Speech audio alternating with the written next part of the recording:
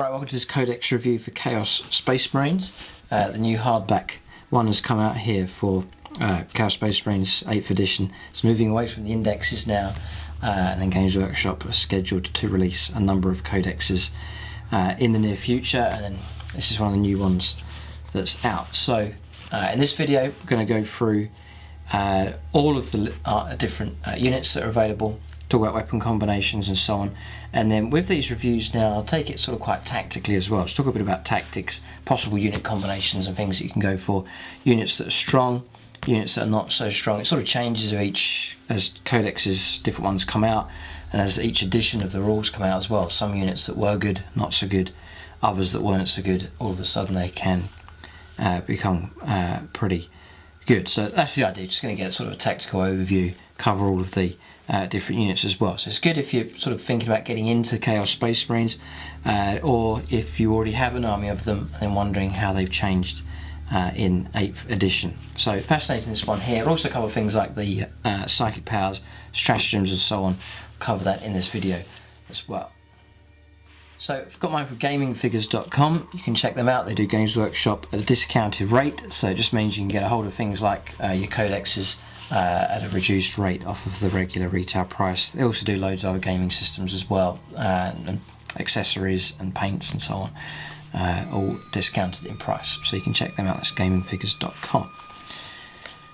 So some people are not so keen on the codexes come back. I love the codexes, they're great to collect, and Games Workshop here have produced a very nice one here, nice quality hardback, just there with your nice matte laminate finish, and then Spot UV picked out some glossy areas on there as well. So I'm a big fan of the codexes. I think they're really nice, just a nice book to go with whatever faction you're collecting. There's the inside artwork there, and as we go through, if they're keeping up with the tradition, we'll see this in full colour a bit later on. There's a nice sort of colour palette there to use for Chaos. So any metals that are used, like bronze or gold or silver, it's sort of corrupted, rusting and cankered and so on. That sort of matches quite nicely with Chaos, how they've, you know, the theme, the fluff and theme of them, how they've been corrupted. Trophies of what they've killed is Tau head, Militarum Tempestus, Space Marines, and so on, just in there. Red's quite a nice colour to go for with Chaos, just giving you an idea of colour scheme. You've got bone effect as well, dried blood, that kind of effect. Looks quite good. Just an introduction. That's the artwork, just there, yep. So, looking pretty good. And again, here's your colour scheme here. So this glowing colours, kind of metal forge type effect going on. See, it's in contrast to sort of the calmness and purity of the Imperial, the greys and the stone colours here, and then wherever the Chaos is, it's this kind of intruding fire effect. Let the galaxy burn. Talk about the Horus Heresy. Classic piece of 40k artwork there, with the Emperor and Sanguinius and Horus. Traitor Legions. There's some interesting bits coming up here on colour schemes actually. I was having a look through. Chaos Renegades it talks about here. There's your timeline for the story. Black Crusades, Black Legion. Yeah, this is interesting. So you've got Black Legion warbands, standard Black Legion there, and then some alternate ones here. Some Sons of the Cyclops. Interesting how they've got the Thousand Sons design there. Children of Torment, Bringers of Decay. Interesting. This is where Chaos has its influence, where it attacks in the galaxy. Alpha Legion. They look interesting here, different combinations. And what I found really interesting how they used to look before they turned and went over to Chaos. That's how they were originally, and then that's how they've become. Really interesting. Iron Warriors, that's how they looked, and then different options for them there. Night Lords. That's how they looked originally. Very fascinating here, nicely done. See, this is the the disadvantage with the indexes, and if Games Workshop had stayed with that, the Codex, you just get all of your great artwork and so on. It'd be a great tragedy if Games Workshop cut that out. I mean, part of the great inspiration of getting into 40k and getting an idea of the background, the stories, the great artwork that you get. So the Codexes are a great way to have that all pulled together in one book. This is the Word Bearers, World Eaters. Quite a significant difference how they used to look just there. The Emperor's Children. And then Renegades and Tyrants here as well, some different colour schemes. Plenty of options and inspiration available here, which is really good. A whole load more. Yeah. Very good. Yeah, let's go talk about different units. Background story on them: Demon Princes, Chaos Lords, Exalted Champion, Sorcerers, and so on. All the way through here. All your artwork as well. So, quite a big book this one. It's not small, it's not huge like the Space Marine one, but it's big enough. 168 pages. So, big enough. Also, maybe talk about from an artistic point of view units that I like. Chaos, an annoying faction for me because I think a lot of their units need updating. Seriously need updating. Some of the units look great, the ones that have been updated. Others, I'm surprised that Games Workshop haven't updated and resculpted because they're in desperate need of being redone. It's a very fragmented faction at the moment as far as getting the miniatures updated. You know, like Tau, for example, they're just all up to date. Even the older models, they'll just blend in, they look fine, they've got the sort of same kind of standard. But there's a marked difference between some of the new Chaos stuff and then the old Chaos Space Marines, for example, desperately need to be resculpted and redone. And Chaos aren't really a sort of a sideline faction, they're one of the big ones. Rubric Marines, Plague Marines, all different types, background on some of the characters. There's Cipher.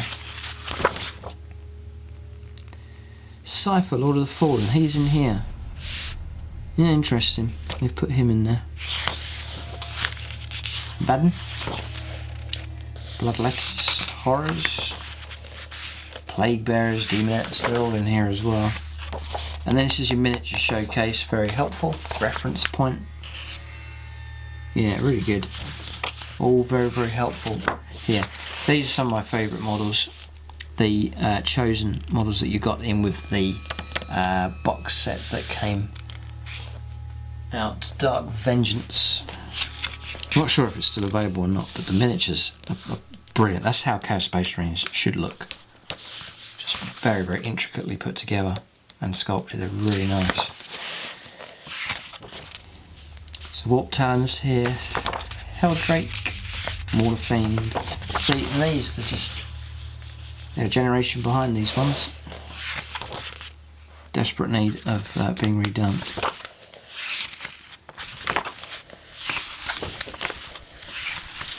So, here we are. So let's give you an idea of an army. Just these look like old photographs they're using. I don't think those are new. And then we're on to the rules. Just here. So, slaves to darkness. Chaos have been neglected. I think they've been neglected partly. A lot of factions. Like Tau battlesuits are resculpted. They looked alright. And then regular Chaos Space Marines, regular Chaos Terminators. I mean, and they could be redone and could look amazing. But maybe they're planning to do them in the not so far future. It would be a good move, I think. So, slaves to darkness. Here, well, on the special rules, or sort of universal rules for the faction. So we'll skip these bits, talk about the Legion and keywords, just swapping out keywords, Mark of Chaos as well, how to allocate that. But abilities then, Death to the False Emperor. Each time you roll a hit, roll a 6+ for a model with this ability in the fight phase. It can, if it was targeting an Imperium unit, immediately make an extra attack against the same unit using the same weapon. These extra attacks cannot themselves generate any further attacks. So a bit of a bonus there fighting Imperial forces, which sort of makes sense. Nothing major, but you get a load of 6s and all of a sudden you get some extra hits for free of charge, so that's good. There's the war gear, which we'll refer back to as we go along. Demonic Ritual. Instead of moving in the movement phase, any Chaos character can, at the end of their movement phase, attempt to summon a demon unit with this ability by performing a Demonic Ritual. The character cannot do so if they arrived as reinforcements this turn, or if they themselves have been summoned to the battlefield this turn. If they do so, first choose one of the 4 Chaos Gods, Khorne, Tzeentch, Nurgle, Slaanesh. A character who owes allegiance to one of the Dark Gods can only attempt to summon units of their patron. For example, Khorne character can only attempt to summon Khorne demons. Okay. Roll up to 3 dice. This is your summoning roll. You can summon 1 unit with the Demonic Ritual ability to the battlefield that has a power rating equal to or less than the total result, so long as it has the same Chaos God keyword you chose at the start. This unit is treated as reinforcements for your army and can be placed anywhere on the battlefield that is within 12 of the character and is more than 9 inches away from enemy models. If the total rolled is insufficient to summon any unit, the ritual fails and no new unit is summoned. Right, so it's like minimum unit, minimum spec, taken from the book. If your summoning roll includes any doubles, your character then suffers a mortal wound. If it contained any triples, instead suffers D3 mortal wounds. Right, so there's a price to pay just there, which all makes sense to do that. Cool. I think this sort of replaces the old psychic powers that used to be, where you could summon different things. So that's kind of taken that over. I'm glad they kept that. It's quite a fun aspect to what can happen. So we're on to characters then. Looks like some named characters here. Alright, so Abaddon the Despoiler, one of the named characters here. These would be the first ones to go through. So movement 6 for him, weapon skill, ballistic skill 2+, strength 4, toughness 5, 7 wounds, that's a fair amount for a character, 6 attacks, that's a lot of attacks, leadership 10, 2 up saves, an excellent stat line for him. Maybe just look up the costs here, which will be right at the back. So yeah, 240 points. It is expensive. So he comes with a single model armed with a Drakhinian and the Talon of Horus. 1 model per army. So the Talon of Horus for shooting, range 24, rapid fire 2, so you're going to get 2 shots, or 4 shots at range 12. Strength 4, AP -1, D3 damage, which is alright. And then you've got the Drakhinian. It's a melee weapon, +1 strength, that's going to make him strength 5, AP -3 and D3 points of damage. Roll a d6 each time Abaddon the Despoiler fires. On a roll of a 1, he suffers a mortal wound and cannot use this weapon further during this phase. Dear me, that could go wrong. On a 2+, he can make that many additional attacks with this weapon. It's d6 extra attacks. If you get 1, you take a mortal wound. So you want to have a reroll and standby there with that weapon. The Talon of Horus for melee is ×2 strength, so beyond strength 8, AP -3 and D3 points of damage. He's very expensive for that. So he'll, to justify, you're going to need some pretty good bonuses. We'll see what he comes with here. So, comes with Death to the False Emperor, so that's when fighting against the Imperial units. The War Master, if your army is battle forged, Abaddon is your warlord, you receive 2 additional command points. Pretty good. Dark Destiny, he has a 4+ invuln save. In addition, all damage suffered by him is halved, rounding up, so it makes him quite tough. Desperately need a new model though for him. Really do, it's the old time model here, they're still running. Thought they would have redone it with the Fall of Cadia campaign and so on, but no, he's not been re-sculpted, which is a shame. The model's pretty old now. Lord of the Black Legion, you can reroll any failed hit rolls for friendly Black Legion units that are within 6 of him. Mark of Chaos Ascendant, friendly Heretic Astartes units automatically pass morale whilst within 12 of Abaddon. And he's got Teleport Strike just like Terminators. They have to turn up more than 9 inches away from the opponent.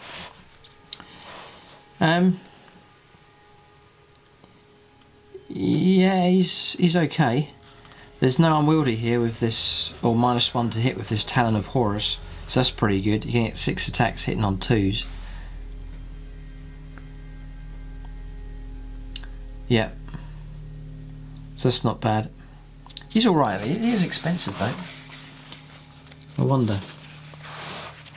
Yeah, I would go for it. You know, if I was collecting Chaos, maybe I would go for him if they resculpted him and was a bigger model, perhaps, you know, like nice size.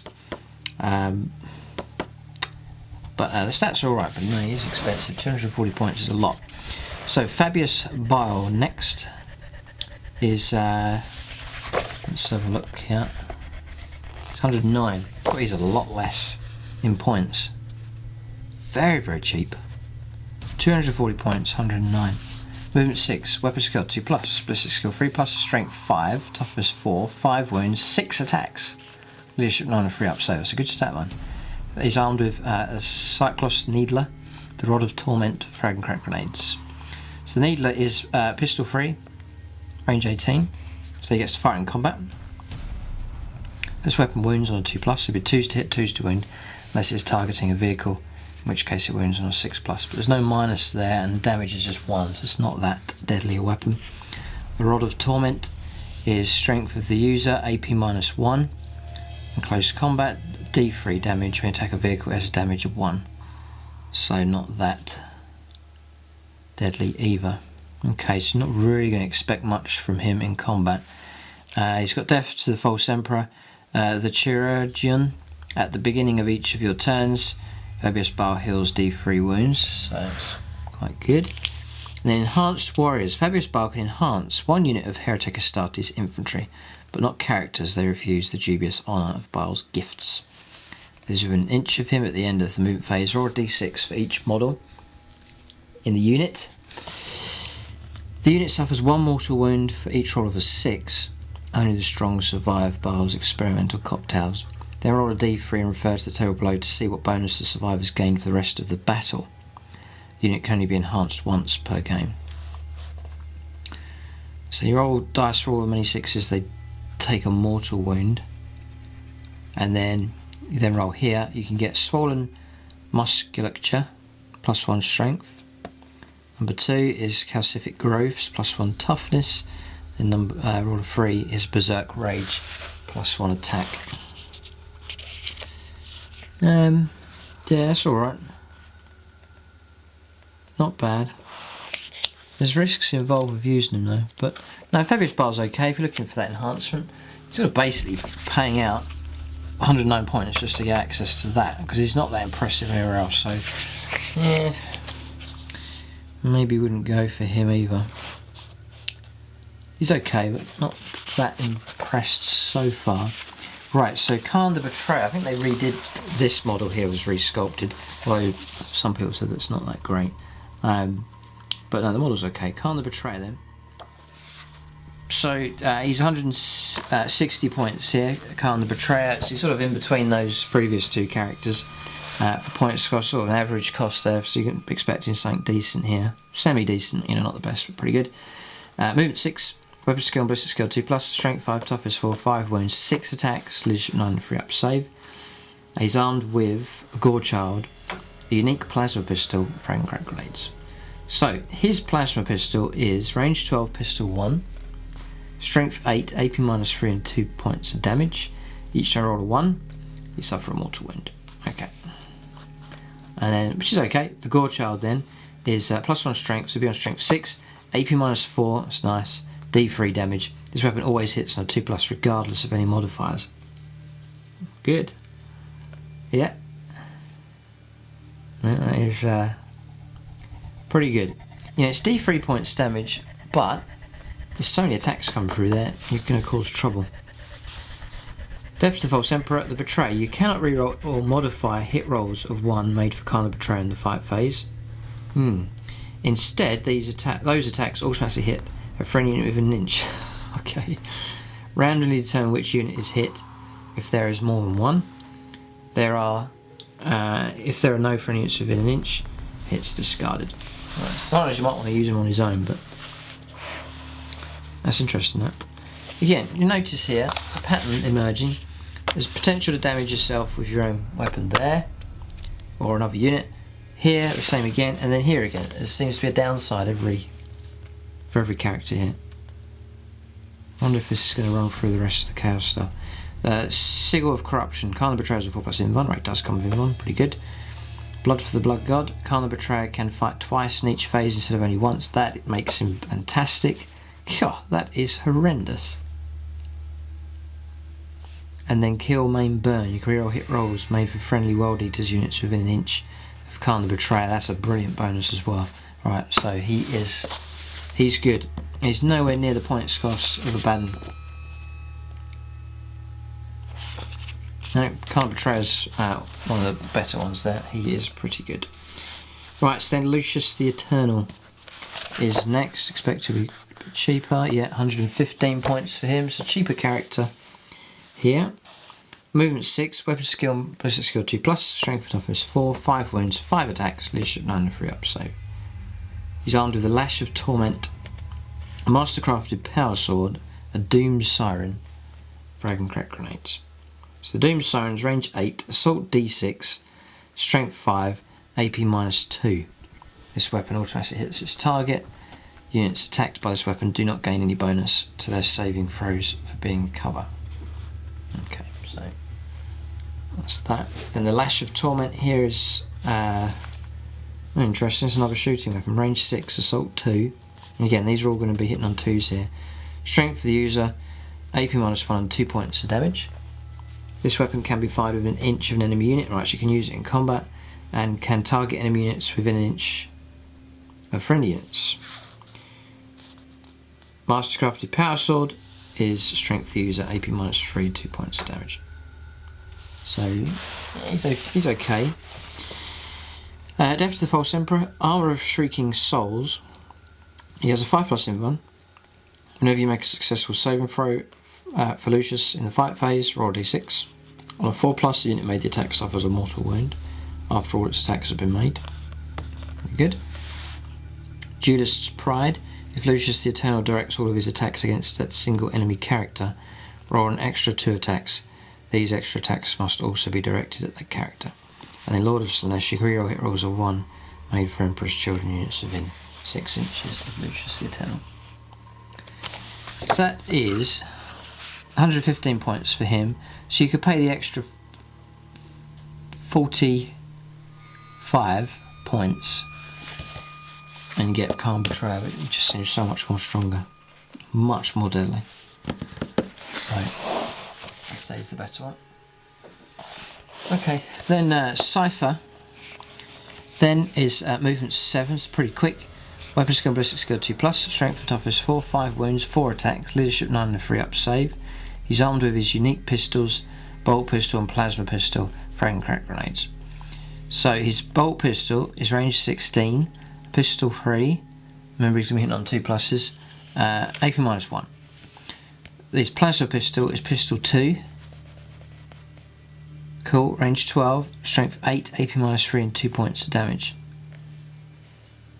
Nice, not bad. So he's going to chuck out 5 shots a turn.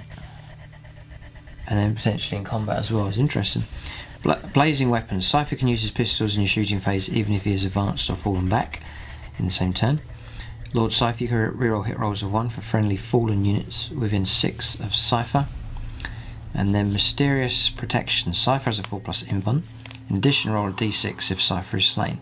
Roll of a 2+, Cipher's model is still removed from play, but he is not considered to have been slain for the purposes of any mission victory objectives. He's 110, so wouldn't say he's deadly. It's interesting. So then comes an elite sentry here. It's the Fallen that can go with Cipher here. So Fallen can move 6, weapon skill, ballistic skill 3+, 4 for strength and toughness, just regular Space Marine stat line. Do come with 2 attacks though. Unit comes with a champion and 4 Fallen. You can add up to 5 more. They're all armed with bolt gun, bolt pistol, frag and crack grenades. So usual loadout for them, just for Space Marines. I've reviewed the Codex as well, so if you want to check out those weapons you can check out that review. So bolt gun, bolt pistol, plasma pistol, chainsaw, lightning claw, all available for them. They will cost 14 points each.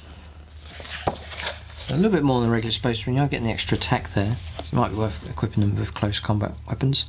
Any model may replace its bolt gun with a chainsword. Up to 4 Fallen may choose one of the following options. Replace bolt pistol with a plasma pistol. It's quite cool, you can equip them out with quite a lot of stuff. Replace bolt gun with one item from the Combi Weapons or Special Weapons lists. Okay, and then replace bolt pistol and bolt gun with 2 lightning claws. Take one item from the melee weapons list. One additional Fallen may replace his bolt gun with one item from the Special Weapons or Heavy Weapons lists as well. And then the Fallen Champion may replace his bolt gun or bolt pistol with an item from the Champion equipment list. And he comes with, still only on 1 wound, but he does come with 3 attacks. So, interesting. So I'm just going to look up what they have access to. Just Space Marines, basically. So heavy weapons they can take is autocannon, heavy bolter, las cannon, missile launcher, and then the combi weapons and special weapons. Special weapons, flame, melting gun, plasma.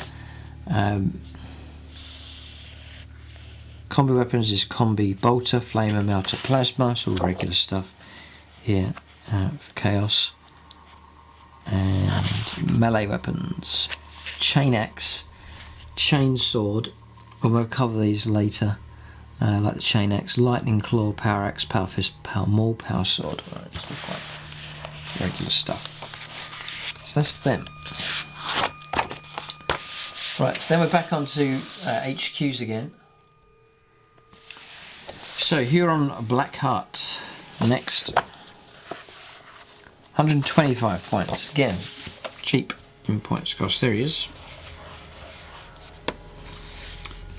So movement 6, weapons gun ballistic skill 2+, strength toughness 4, 5 wounds, 5 attacks, leadership 9 and 3 up saves. That's pretty good. The hammer dryer.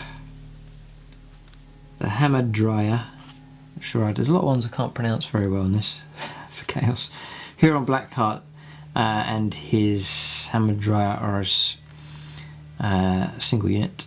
Huron is armed with the Tyrant's Claw, a power axe, frag and crack grenades, only 1 per army. So the Tyrant's Claw for shooting, range 9, assault D6, strength 5, AP -1. They're auto hits, just like a heavy flamer. The power axe is +1 strength, makes him strength 5, AP -2, 1 point of damage. Tyrant's Claw is ×2 strength, AP -3, D3 points of damage. You do have to take -1 off your rolls to hit. But generally he seems alright. He's a cheap, decent enough character here. Death to the False Emperor, Tyrant of Badab. If your army is battle forged and he's your warlord, you receive +1 command point.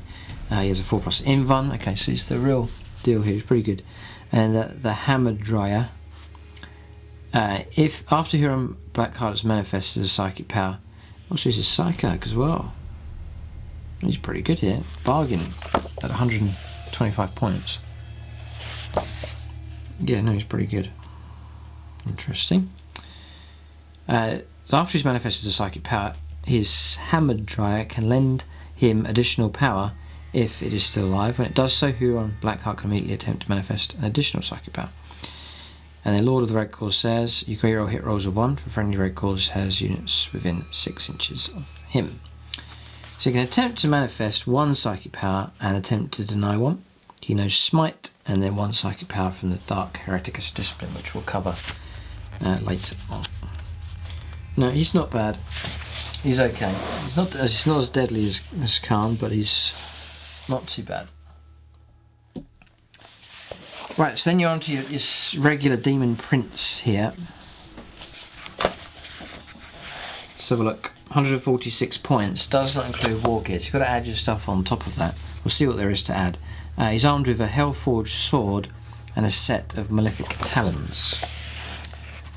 So, a Hellforged sword is 10 points you have to add on, and then Malefic Talons is 0 points, but if you take 2 sets it's 10 points. We'll see how good they are. So that's his standard armament. His movement 8, it's a bit quicker. weapon skill and ballistic skill 2+, strength 7, toughness 6, 8 wounds.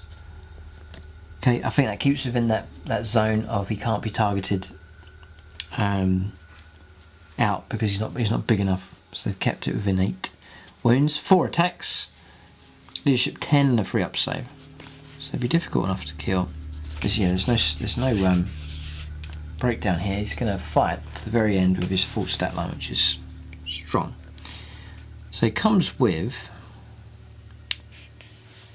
this model will replace its Hellforged sword with a demonic axe or a second set of malefic talons. So that's 10 points for the talons. The demonic axe will cost 10. There's not really many expensive upgrades here. Okay, you may take a warp bolter. It's 9 points. Again, not very expensive. He is ballistic skill 2+.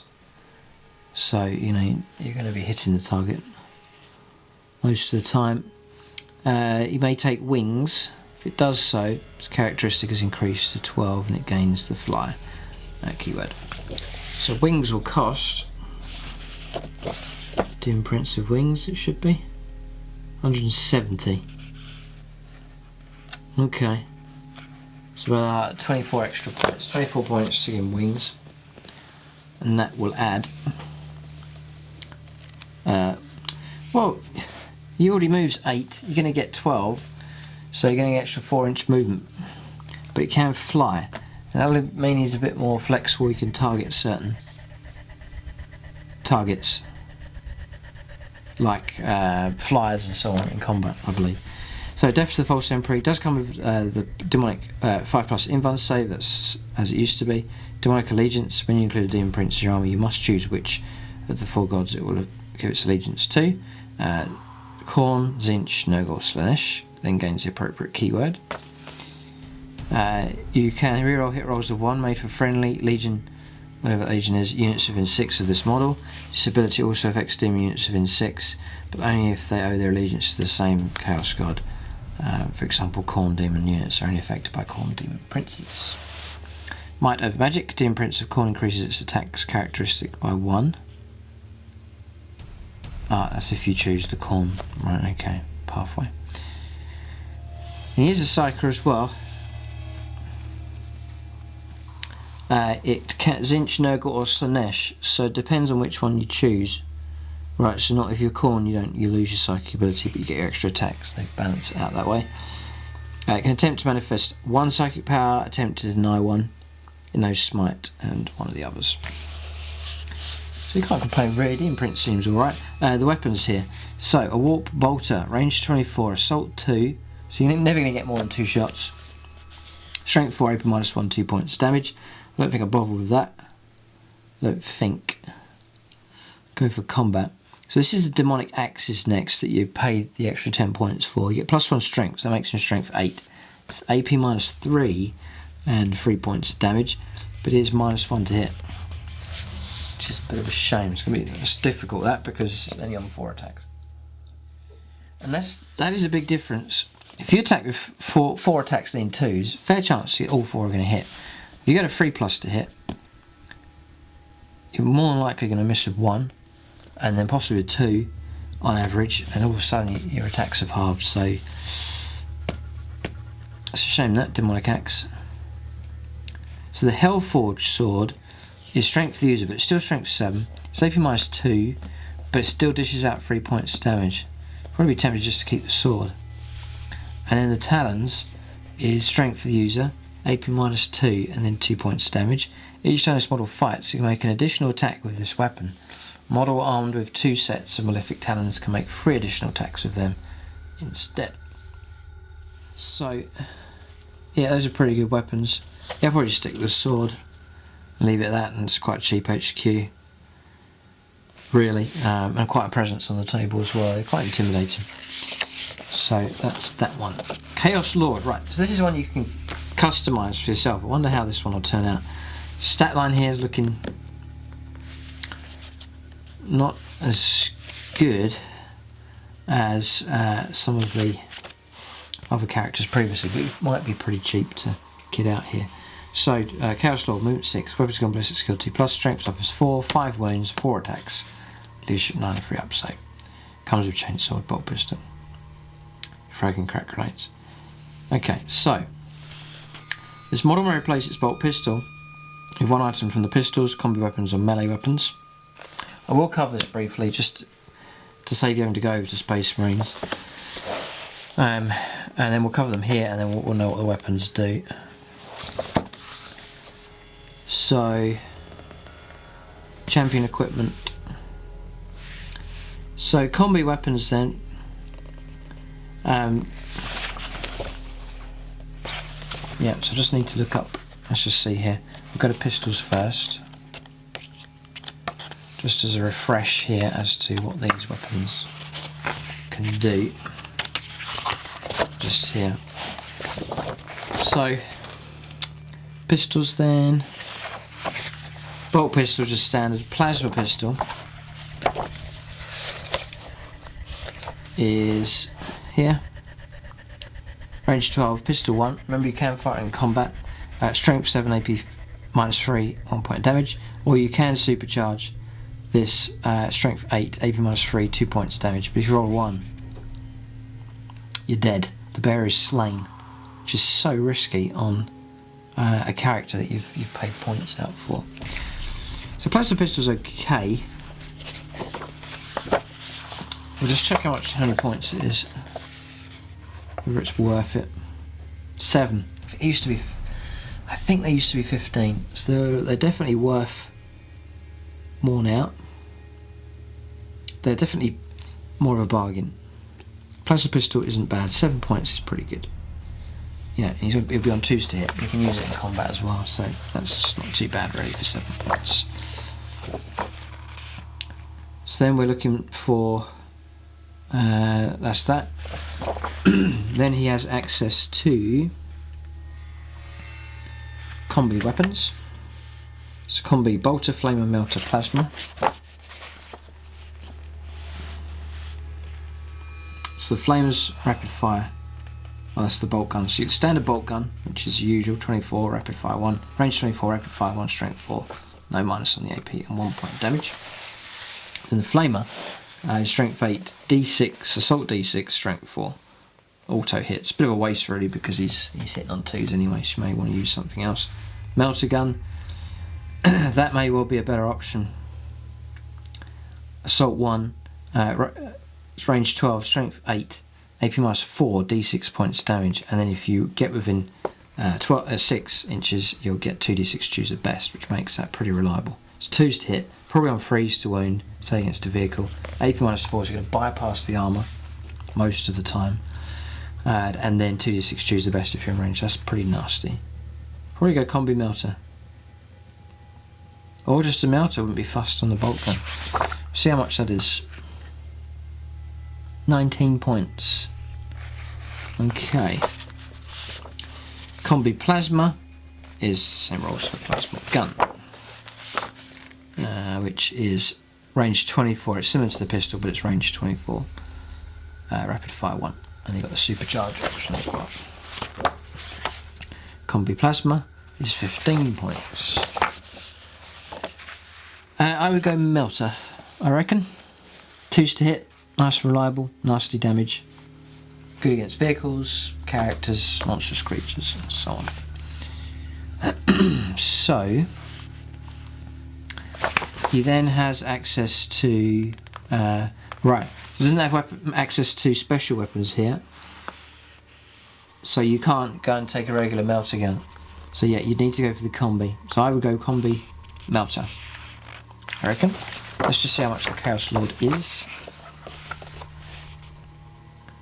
He's 74 points. So you're now looking at about 95 points or so with the melter. And then he's got access to melee weapons. A chain axe. Let's have a look. A chain axe, +1 strength, AP -1. Not that deadly. It's probably going to be quite cheap. A point. Huh. Not bad. Look, to make all your attacks AP -1. Bargain. Chain X is a complete bargain there. Then Chain Sword, that's an extra attack. Lightning Claw is the single one is 8 points, and you're looking at strength for the user. It's AP -2. Reroll hit rolls are 1 for this weapon. If you're armed with 2, you get to make an additional attack. Not that deadly, really. Power Axe.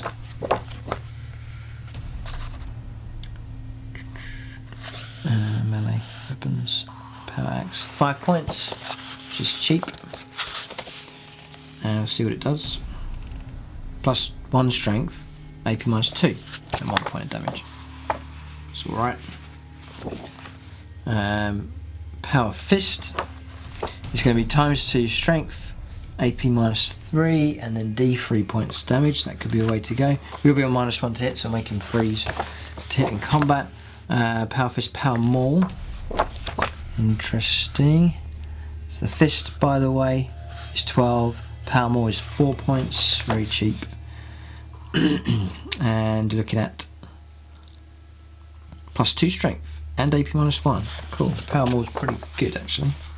Very, very cheap for that one. Yeah, no, I like the Power Maul, because that's going to make him strength 6. When he's fighting in combat against infantry like Space Marines, he's going to be hitting on, or wounding on 3s. Even against toughness 5 targets, he's going to be wounding on 3s. That's good. And the AP -1 is really helpful. You know, Space Marines dropping down to 4-up save. It's going to cause them trouble. So even the Power Maul there is pretty good and very, very cheap indeed. And then Power Sword's the last one, which is strength for the user, AP -3, 1 point of damage. Power Sword's cheap as well. 4 points.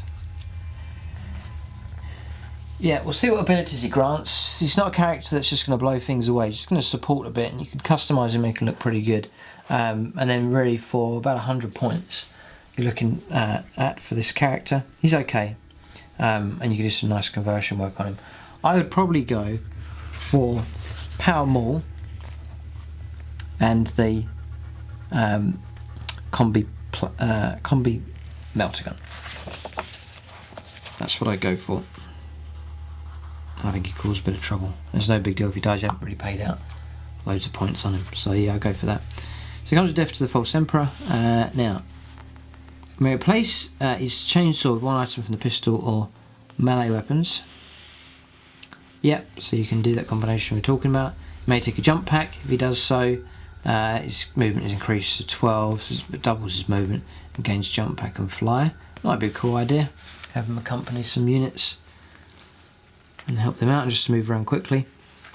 So that will cost Chaos Lord with a jump pack 93 points. About 20 points actually. That's a lot. Okay.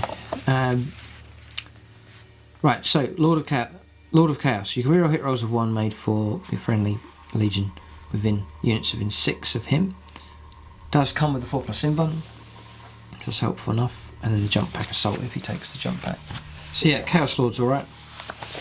Not bad. I wouldn't expect, you know, a sort of a cheaper second HQ. You usually like to go for a decent HQ and the main character and theme for your army, and then have a supporting HQ that can join in combats, or you can send him off to go and help with something else, or to bolster or help another unit out. So Chaos Lord could do that alright. Maybe pair him up and have him with the main characters. The character goes in with his decent weapons, and he's got some extra attacks coming in from the supporting character as well. Always like to try and have a second in command for the different armies that I do, so Chaos Lord could be a good option. Alright, so then you could go for the Chaos Lord Terminator Armor, which is movement drops to 5. It's all the same. You do get extra wound though. Interesting, and your save goes to a 2+. Sigil Corruption, and this Terminator comes with a 4+ invuln. Pretty good. There's the Combi Bolter, range 24, rapid fire 2, so you're in 12, you're going to get 4 shots.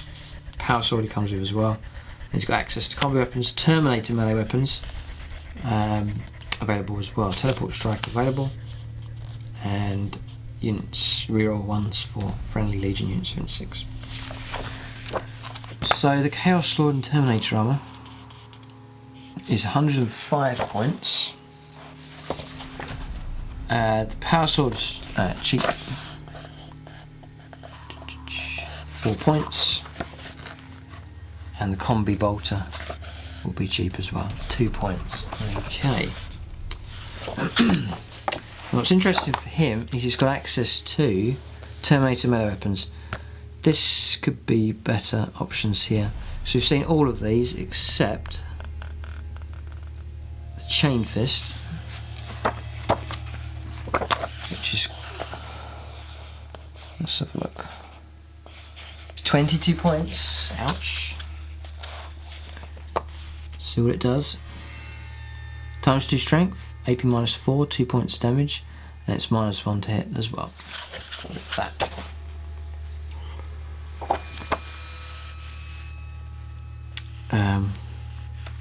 Whereas a Power Fist will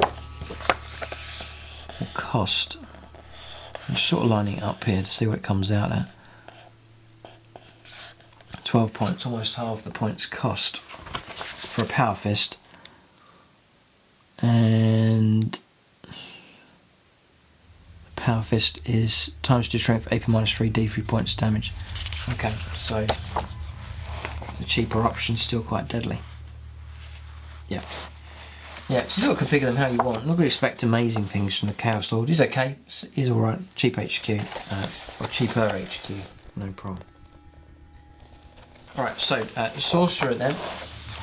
Maybe look up psychic powers as we go along, just to judge whether these are worth going for. It'll be fascinating to see how effective the Chaos Sorcerers are and their psychic powers are. Movement 6, just the usual stat line here. 4 wounds though, 3 attacks. Not going to expect much in combat from him. Or shooting. It's really the focus is the psychic powers. Are they any good? You can take items from pistols, combi weapons, melee weapons. You can take a force sword, stave, or force axe. They're all D3 points damage. Force axe is +1 strength, AP -2. Force stave is +2 strength, AP -1. And the force sword is strength of the user, AP -3. So nice balance of how you want to configure them. Just there. When we're in place, it's force sword with I've covered that. May take a jump pack. Movement increases to 12. Death to the False Emperor, and then jump pack assault. Usual rules for that. You can attempt to manifest 2 psychic powers. You do get 2 plus your usual. In each friendly psychic phase, and can attempt to deny one. It knows smite and 2 psychic powers from the Dark Hereticus discipline. Okay.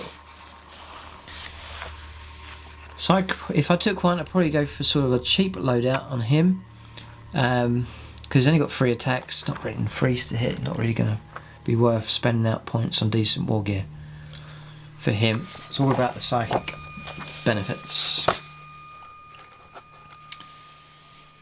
Sorcerer's 90 points plus whatever you add on top, so be aware of adding extra costs there. So I'll just also mention at this stage the Terminator Sorcerer. With the jump pack, he's 114 points as opposed to 90. Again, you're paying out a lot for that. You're paying a lot just to make him more mobile. And in the Terminator Armor, he's 140 points. That's an extra 50 points there to be granted that. You're going to get your 2-up save, your 5+ invuln, gets an extra wound, loses an inch in movement, doesn't get an extra attack. Probably just go for a regular sorcerer if I was going to take one, but we'll see. So 5+ invuln there, teleport strike available. Same psychic abilities, just there. So we're still at HQs, I guess. I haven't seen any combinations I think we'll maybe wait till unit combinations come out. So Khan's probably the best option so far, and then a supporting cheap Chaos Lord in regular armour isn't a bad option if you're looking for a cheaper HQ. That's sort of the direction I'm going here. There's some different varieties now. Now we're going to look at some different types of HQs here. We've had some characters, Chaos Lord and things like that. Now we're going to go on to some different varieties here of some HQs that you can go after. Okay, so Dark Apostle is next. Yeah. Now, let's go right to the back to get this. The Dark Apostle, 72 points. I think this is like the Chaplain equivalent for Chaos, and I rate them very highly here. Yeah, he's armed with a power maul, bolt pistol, frag and crack grenades. It's cheap. 72 points is cheap in 8th edition. For that, you're going to get movement 6, weapon skill 2+, he's going to hit on 2s, ballistic skill 3+, strength toughness 4, 4 wounds, 3 attacks, leadership 9 and 3 up. So these are actually a brilliant bargain. I'm thinking now, back in 7th edition, a Chaplain with this stat line was 100 points, I believe. 90, 100 points, but around that kind of area. He's dropped to 72 points. He's gained all those wounds and an attack. I think it used to come with 3 attacks, and never used to hit on 2s. So the Dark Apostles Chaplains are a bargain. You're looking for a cheap HQ. Remember, take a decent HQ of some kind. Your main character is going to stand up to the tough stuff that your opponent has, and then some kind of supporting HQ of some kind. Dark Apostle definitely seems a good idea. Comes with a power maul, which is cheap. Here the power maul is 4 points, I believe. Yep, so 76 points. Power maul is going to give him +2 strength. He's going to be fighting at strength 6, AP -1 with his attacks. Can go for pistols. We'll be hitting on a 3+, or combi. Nice options available here. So you go for the combi melter. And that way you've got, if you had your Chaos Lord, you know, you've got 2 models running around with decent shooting weapons. You know, and they're quite hard to kill. You know, the character you can tuck behind a unit, you can shoot out from behind it and so on. And he's quite hard to wheel out and get rid of. So there's an option available there. Death to the False Emperor, Dark Zealotry. You can reroll hit rolls in the fight phase for friendly Legion units within 6 of the Dark Apostle. So again, 7th edition, it's more expensive. You had to put him with a unit, and then he benefits the unit. Now it's a bubble, and he can influence multiple units and give them rerolls. Fantastic value in points. Demagogue. Still, I'm struggling today with these pronunciations. All friendly Legion units that are within 6 in the morale phase can use his leadership, which is 9. Brilliant. And he comes with 4+ influence save. Right, total bargain there. Dark Apostle, definitely. Really, really good. Imagine sticking him, say you've got your elite unit, so it's like Terminators, for example, with their power fists hitting on 3s, you get 15 attacks, you get 4 of them miss, all of a sudden you can reroll them, just enhancing other units with that Dark Apostle helping out. And it's so cheap. Really, really good. Next one is the Exalted Champion. Yeah, it'd still be, if that's at 120 points, it's still definitely an option, but 72 points is good. Right, so Exalted Champion, 70 points. Another cheap HQ here. Interesting. Movement 6. Weapon skill is 2+ to hit. Ballistic skill 3+. Strength toughness 4. 4 wounds. Does get 4 attacks. Leadership 8 and a 3+ save. He's armed with a chainsword, bolt pistol, frag and crack grenades. You may replace its bolt pistol with items from pistol. Combi weapons again available. It's definitely whatever combi type weapons you like. But I do rate melter in 8th edition. I think it's crucial that you have that kind of armor punching, character wounding, monstrous creature killing ability. The melter's one of the best weapons for that, definitely. He's got access to melee weapons as well, and replaces chainsword with items from pistols and melee weapons also. So, Aspire to Glory. You can reroll failed wound rolls in the fight phase of friendly Legion units within 6 of an Exalted Champion. Oh, that's fantastic. And for the Dark Gods, you can reroll failed hit rolls for this model if the target's an enemy character. Yep. Brilliant. Exalted Champion's fantastic. Reroll wounds. Yeah, so for him, 4 attacks, he's not got the best stat line, but 4 attacks is okay. And if you have him side by side, if these two work in a pair, all of a sudden, anything within 6 of these two is on reroll hits, reroll wounds. That's a fantastic value for points. Just there. So I'd equip them out quite cheap. I would maybe go for the combi weaponry with them, and then a semi-decent combat weapon. Power more, I do like that. Isn't bad. I mean, just for a point, you can get the chain axe and make everything AP -1, which is good. Also, well, for him, he already comes with his power more anyway. Yeah, no, I go power mauls for him as well. You know, if we fight at strength 6, he's going to wound most infantry on a 3+, and then re-rolling it. Very reliable. So you could even go really decent HQ, and then take one of each of them, and you haven't spent out too many points, and you've got yourself some fantastic enhancements. And just to add in the relationship between these characters, if you take a really good HQ, all of a sudden that HQ will be on reroll hits, reroll wounds with its weapons as well. So it's not only going to enhance units, it's going to enhance your primary character as well. So lump them all together and make an 8th edition equivalent Death Star type combination. So that's well, hold it here a second. That's fight phase, and that's fight phase. And I'm just checking if it's reroll hits. Generally, it's not. It's for melee. So if you are going for melee for Chaos, ignore this if you're going for a shooting-based army. But I think for Chaos, it's the type of army you want that's going to advance and then plunge into the heart of the foe and cause trouble. You want your units to do well in that, and to be scary and to just wipe out chunks of the opponent's force. That's the kind of fear factor involved with Chaos as they advance. It's something to be dreaded as they get closer to your force. These bonuses here just edges them ahead of other armies that are out there. So those two are fantastic. Right, so continue on with HQs. Then is the Warp Smith, which is like Tech Marine, I believe. Comes with Power Axe, Mecca Tendrils, Melter Gun, a Flamer, a Bolt Pistol, Frag and Crack Grenades. So armed to the teeth here with the Warp Smith. So he comes with the Melter Gun.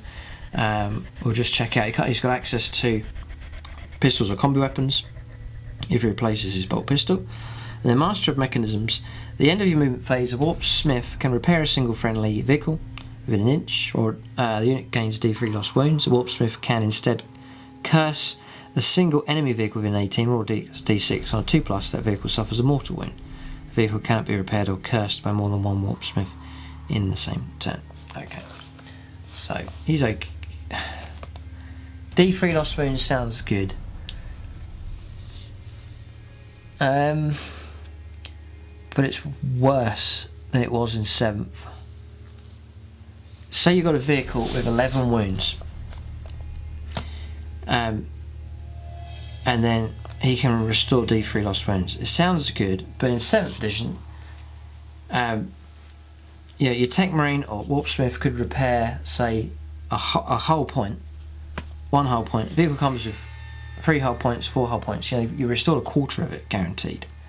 But here, it's D3.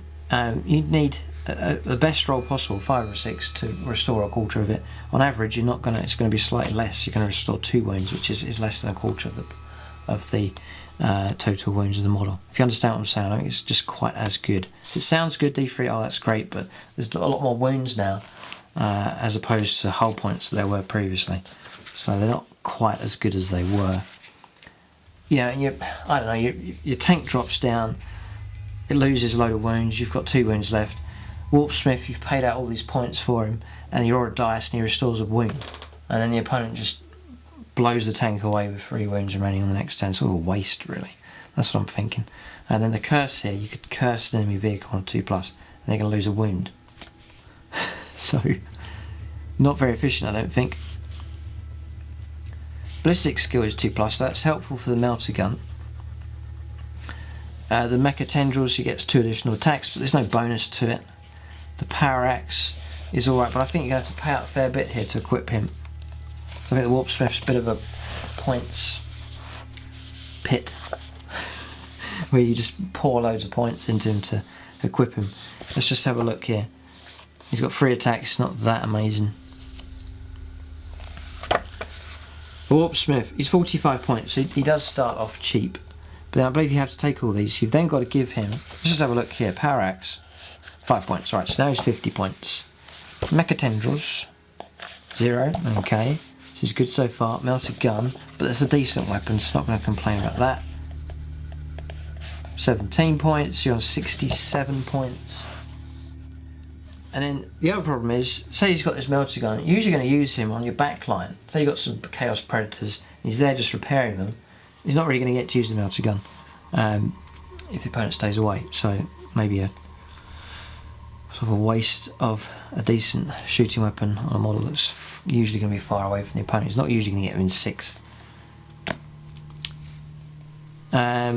So 67 points, and then you've got to add on a Flamer. 9 points, so that's 76 points. 76 points. Right, so it's cheap enough. It's okay. Just the repairability is not that great. And you could say, well, I could take 2 of them and then 2 of them repairing the same vehicle. That would be good. Which I can't see why you couldn't do that. 2 of them working on the same vehicle, but you cannot do it. I believe. Unless it says you can. Well, I don't know if there's a restriction here. It may have been FAQ'd, I don't know, but it's, I presume that you can't repair a vehicle more than once on the same turn. You can have 2 of them working on it. I don't think you're allowed to do that, but I don't think it's worded that way here.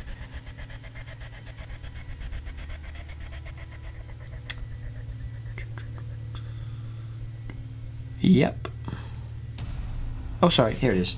A vehicle cannot be repaired or cursed by more than 1 Warp Smith in the same turn. So, it would have been good if you could, yeah, but I suppose it's to stop serious spamming going on, where you're just restoring vehicles just up every time, and then every time they take damage, just repair them back up. So, I understand why they do that. Okay, so those two, those are the bargains in points, and then their abilities are just well worth it. So that's the advice that I would give there for assembling a Chaos Force, just for HQs at least. Right, so we're on to troops then. So regular Chaos Space Marines, they're going to be the same as Space Marines in general. So I don't want to labour on these too much. Movement 6, usual Space Marine stat line, 1 attack. You can do bigger, champion comes with 2 attacks. You can go for bigger units of these. 5 additional Chaos Space Marines, or up to 10 or 15. So you can go for big units if you want to, which is interesting.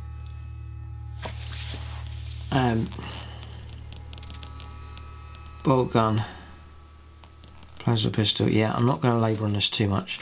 Let's just see if there's anything unique here. So your standard Space Marine loadouts here. For weaponry, nothing different. Inspiring Champion replaces Bolt Pistol with items from the Champion equipment list. I'll just have a look, just to see. Bolt Pistol, Chain Axe with Cover, Chain Sword, Lightning Claw, Plasma Pistol, Power Axe, Fist, Maul, Sword. Right, so that's your access. Then you've got, you can go for any Chaos Space Marine replaces Bolt Gun with Chain Sword. You go for that. Just to give them extra attacks to make them more combat orientated. 1 Chaos Space Marine replaces Bolt Pistol with a Plasma Pistol, or replaces Bolt Gun with 1 item from Special Weapons or Heavy Weapons. Special Weapons we've covered, which is Flamer, Melter and Plasma. Heavy Weapons is Auto Cannon, Heavy Bolter, Les Cannon, Missile Launcher. That's just the usual Space Marine loadouts for them. I'll maybe just very briefly, because there'll be some people watching this who haven't much experience with any of the factions. So, just the heavy weapons here I'll cover.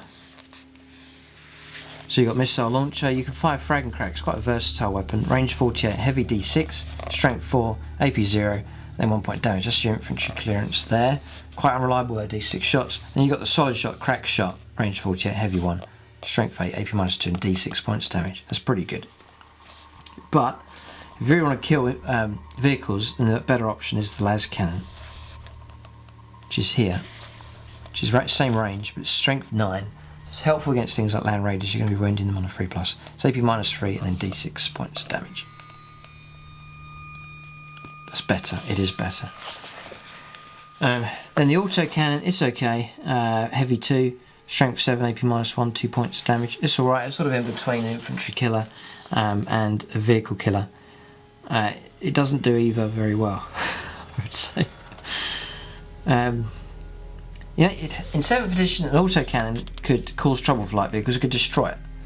But here you're going to fire a lot of autocannon shots to try and reduce a light vehicle right down. So I think that the deadly weapon now is things like laser cannon and melters, for sure. So that's those heavy weapons available there. Heavy bolter as well, just as standard for that. If the unit number is 10 or more, you can take an additional Chaos Space Marine can take a special weapon or heavy weapon, and then one model may take a Chaos Icon. We'll check those out now.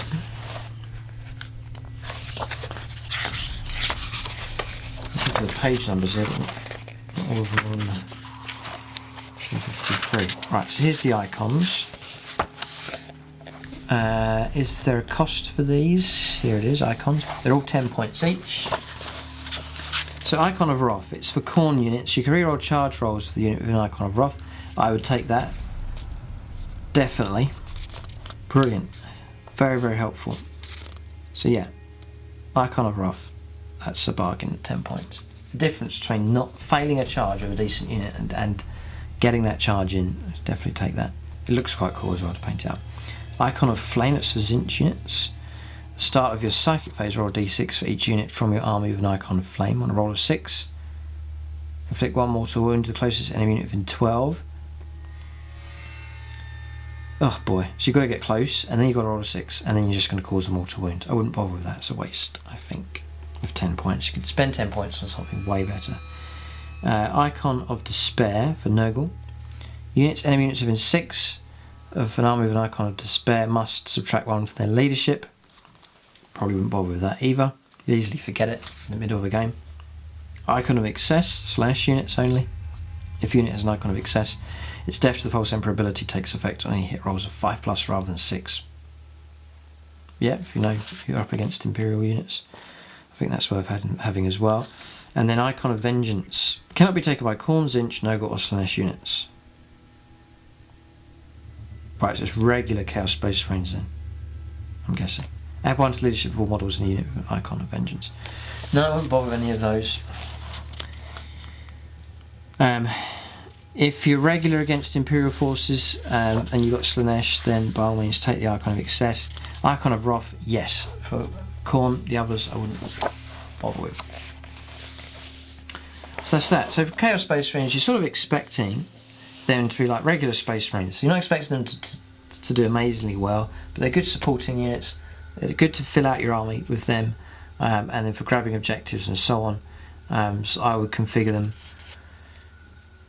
They're versatile. So if you have, a good way to think of it is if you have an army, you've got your elite units, your HQs and your heavies all sorted out, and say you're lacking in an area, say you're lacking in dealing with hordes, you need flamers, or you've got loads of close combat but nothing really to punch armour from a distance, there's something lacking, then Chaos Space Marine units, Space Marine tactical squads, same here for these, they can fill in that gap. You can load these out to compensate for what you're lacking on. So say you're lacking in for dealing with hordes, take a couple of these squads, give them flamers, combi flamers, and then you've filled that roll out nicely and you've got yourself some decent enough troops.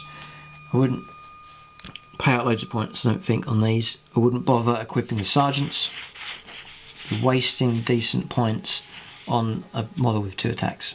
So there's no way giving power fists and that kind of bonuses. No way. Maybe a chainsaw to give them an extra attack. I wouldn't really pay out for much more than that. A combi weapon, yes. you know, because you've got a champion somewhere who's on freeze to hit, or he's on freeze to hit, doesn't make any difference. So yeah, Combi Weapon I reckon would be best on the aspiring champion. Wouldn't bother with any kind of melee at all, really. One advantage is you can bury the sergeant or the champion in amongst the units who'll be the last to die. So there's one reason to go for a decent melee weapon, but still it's better spent on units with more attack sight. That's my philosophy. So do it that way, and it keeps the cost of these down, and then you can spend the points on other stuff. Okay, next one is Chaos Cultists as another HQ, very cheap option. One great tactic you can use things like this for. Say you've got a firing line of some Chaos Predators all lined up. You're worried about Deep Strikers landing in using heavy weaponry or assaulting them. You get a unit of these and just put them in a string all the way around as a meat shield to protect stuff. Put them in front of characters. The opponent has to plough through loads of these to get to the character. So expendable meat shield type units, there's a tactical use for them for sure. Get a massive unit of them crowding them on top of the objective. The opponent has to churn through them using up all of your shooting on them. Another way to use them as well. Cheap and quick way to fill out your army. Maybe you're going for a very elite force with loads of decent units, you don't have many points left. Just take out cultists just to fill out the slots so you can gain access to like battalion detachments and so on. So definitely have their uses, and the models are very nice as well. So terrible stat line, well not terrible, but they're just very average. Movement 6, weapon skill and ballistic skill 4+, strength and toughness 3, 1 wound, 1 attack, leadership 5 and a 6 up save. Unit 10, champion gets an extra attack. You can take 10 more, or up to 20 more, or 30 more. Amazing. So you can go for massive units of them. They're armed with auto guns, which is range 24, rapid fire 1, strength 3. No bonuses on top of that. Give them flamers. Yep. So a cultist will cost 4 points each. Yep. So unit 20, nice big blob. 80 points. Any Chaos Cultist may replace their auto gun with an auto pistol and brute assault weapon, or brutal assault weapon. You get an extra attack that way. It's okay. For every 10 models in the unit, one may replace their auto gun with a heavy stubber or a flamer. Yep. And then the Cultist Champion may replace their auto gun with a shotgun or a brutal assault weapon and auto pistol. Okay, so that's the options available. And then, Bloodletters are troops as well. So a Bloodletter will cost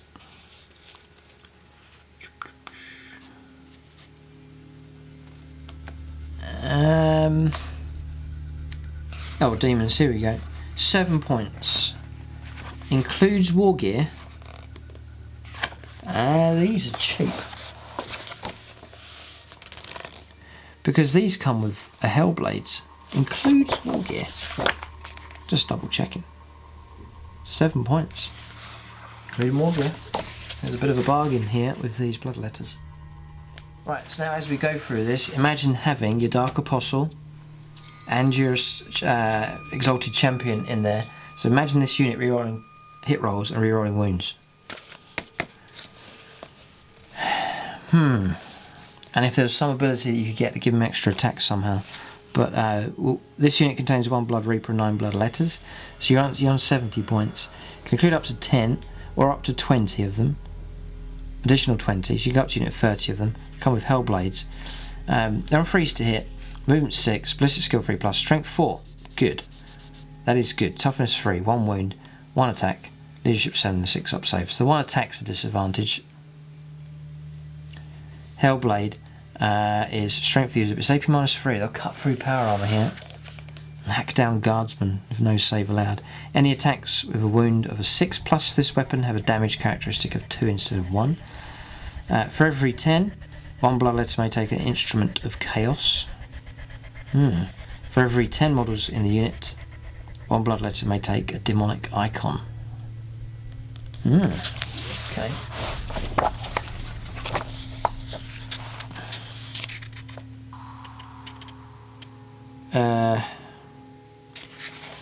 So, right, that's listed in there. Demonic icons here, and then just seeing how this works. An instrument of chaos is there as well. Okay, right. So they want to find out how much these cost.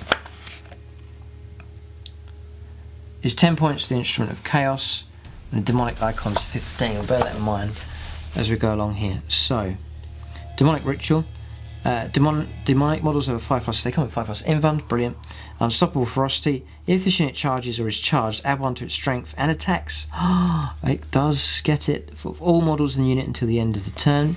Fantastic. Murderous Tide. Bloodletters attacking en masse are a terrifying prospect, as they should be. Swarming forwards to eviscerate foes of their hellblades. You can have 1 to hit rolls made for each model in this unit whilst it contains 20 or more models. Yeah, I would blob them. Can they deep strike? I don't think they can. They used to all turn up. Remember armies where they used to all turn up? If you know the answer to that, then leave it in the comment section, but there's a nice incentive there to go for bigger units. Demonic icon. If you roll a 1 when taking a morale test for a unit with demonic icons, reality blinks, the demonic horde is bolstered. No models flee, and D6 slain bloodletters are instead added to the unit. So you can actually get models back. Fascinating rule, that one. Roll of a 1. Huh. Okay. Now, what's interesting here is, correct me if I'm wrong, if you take casualties you have to take a morale test. Even if it's less than 25%, it used to be you take 25% you have to take morale. But here, you take a casualty, you have to roll a dice. If you're having to roll a dice every turn for morale because you're losing 1 here, 1 there, you're going to get that 1 and you're going to start getting models back. So, you really want to take the morale test, even if it's, instead of being annoyed saying, I've got to take a morale test here, I've just lost 1 model, it's annoying. You want to take your morale test because you want to roll that 1 and then start getting D6 bloodletters back. It's a good rule, actually. You're going to roll a couple of 1s during a game if the casualties keep coming. Yep, and again, if you take a big unit, it's going to be really hard to kill them, and then you're rolling your morale all the time, you'll start getting D6 of them back. Instrument of Chaos. Unit that includes any instrument of chaos adds 1 to their advance and charge rolls. Yes, should maybe go for that as well. Yeah, so rate bloodletters here, I think they're really good. They can even get +1 to their hit rolls, so they'll become 2s to hit.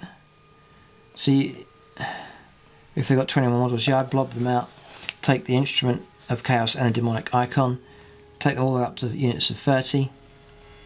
Nasty unit. Yep.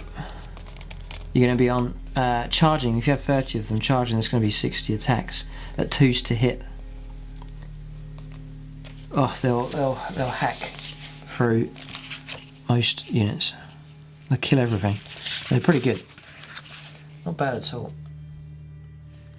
You could even chew through a vehicle pretty good. 30 of them charging into a vehicle.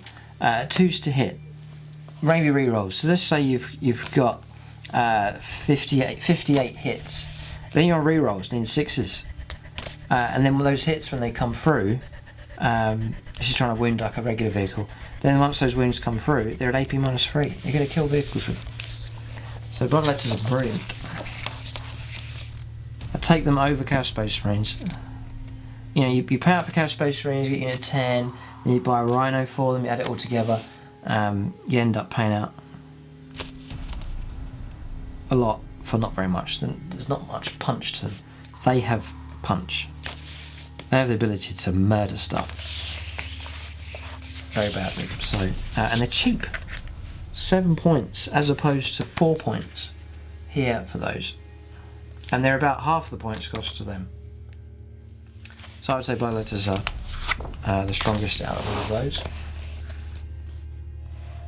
Right, so horrors next. There's a lot of troops here. So horrors. So it's all included here. This is demons and chaos all in this book, really. So you've got horrors.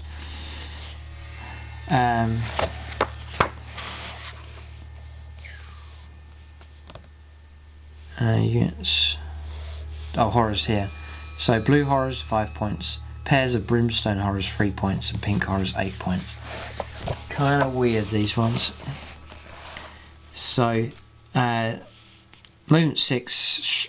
This is a pink horror. Weapon skill and ballistic skill 4+, strength toughness 3. 1 wound, 1 attack, leadership 7, 6 save. Unit contains 10 pink, blue, or pairs of brimstone horrors in any combination. It can include up to 10 additional horrors, or up to 20 additional horrors.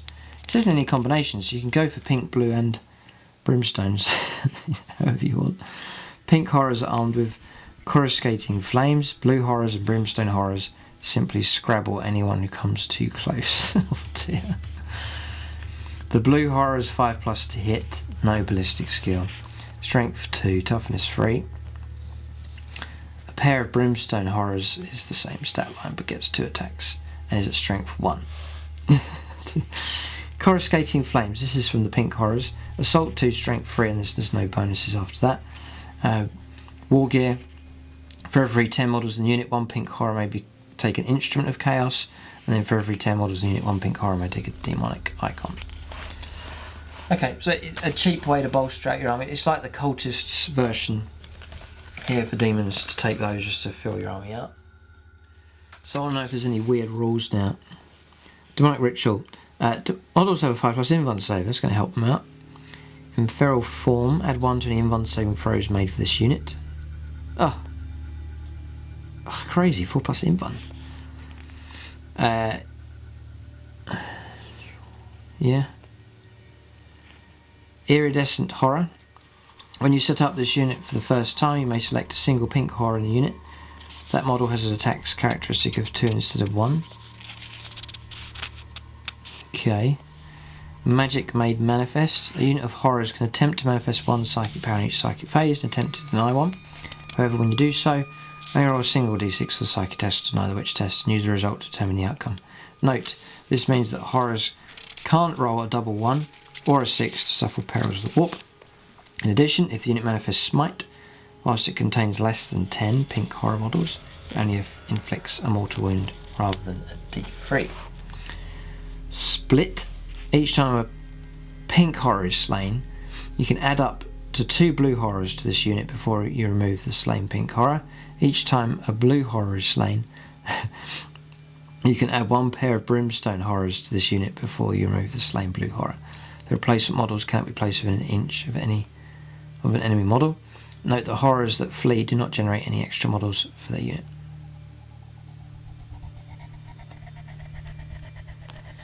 Okay. For matched play, just a note here, it says in matched play you must pay reinforcement points for each and every blue and brimstone horror model that you add to a unit of horrors, but the additional models can take the unit above its starting strength. Demonic Icon, we covered that. Instrument of Chaos, we covered that. Yeah, they're interesting. I am annoying and weird. So, pretty durable that. Fascinating rules for them, really cool. Okay, so they're another option. If you wanted to bulk your army out, can't see any problem with those, cheap enough to do that. And a lot of effort your opponent has to take to try and destroy them. Plague Bearers. Here. So they are up here. They're 7 points each. They're movement 5, weapon skill, ballistic skill 4+, strength for toughness 4, 1 wound, 1 attack, leadership 7, 6 save. You need 10 of them. The leader here, the plague ridden, it just gets an extra attack. You can take up to additional 20 of them. For every 10 models you can take an Instrument of Chaos or a Demonic Icon. The Plague Sword is just strength for the user. You just reroll wounds, that's it. You've got the 5+ invuln save.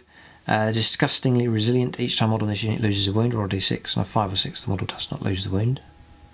Instrument of Chaos. Cloud of Flies.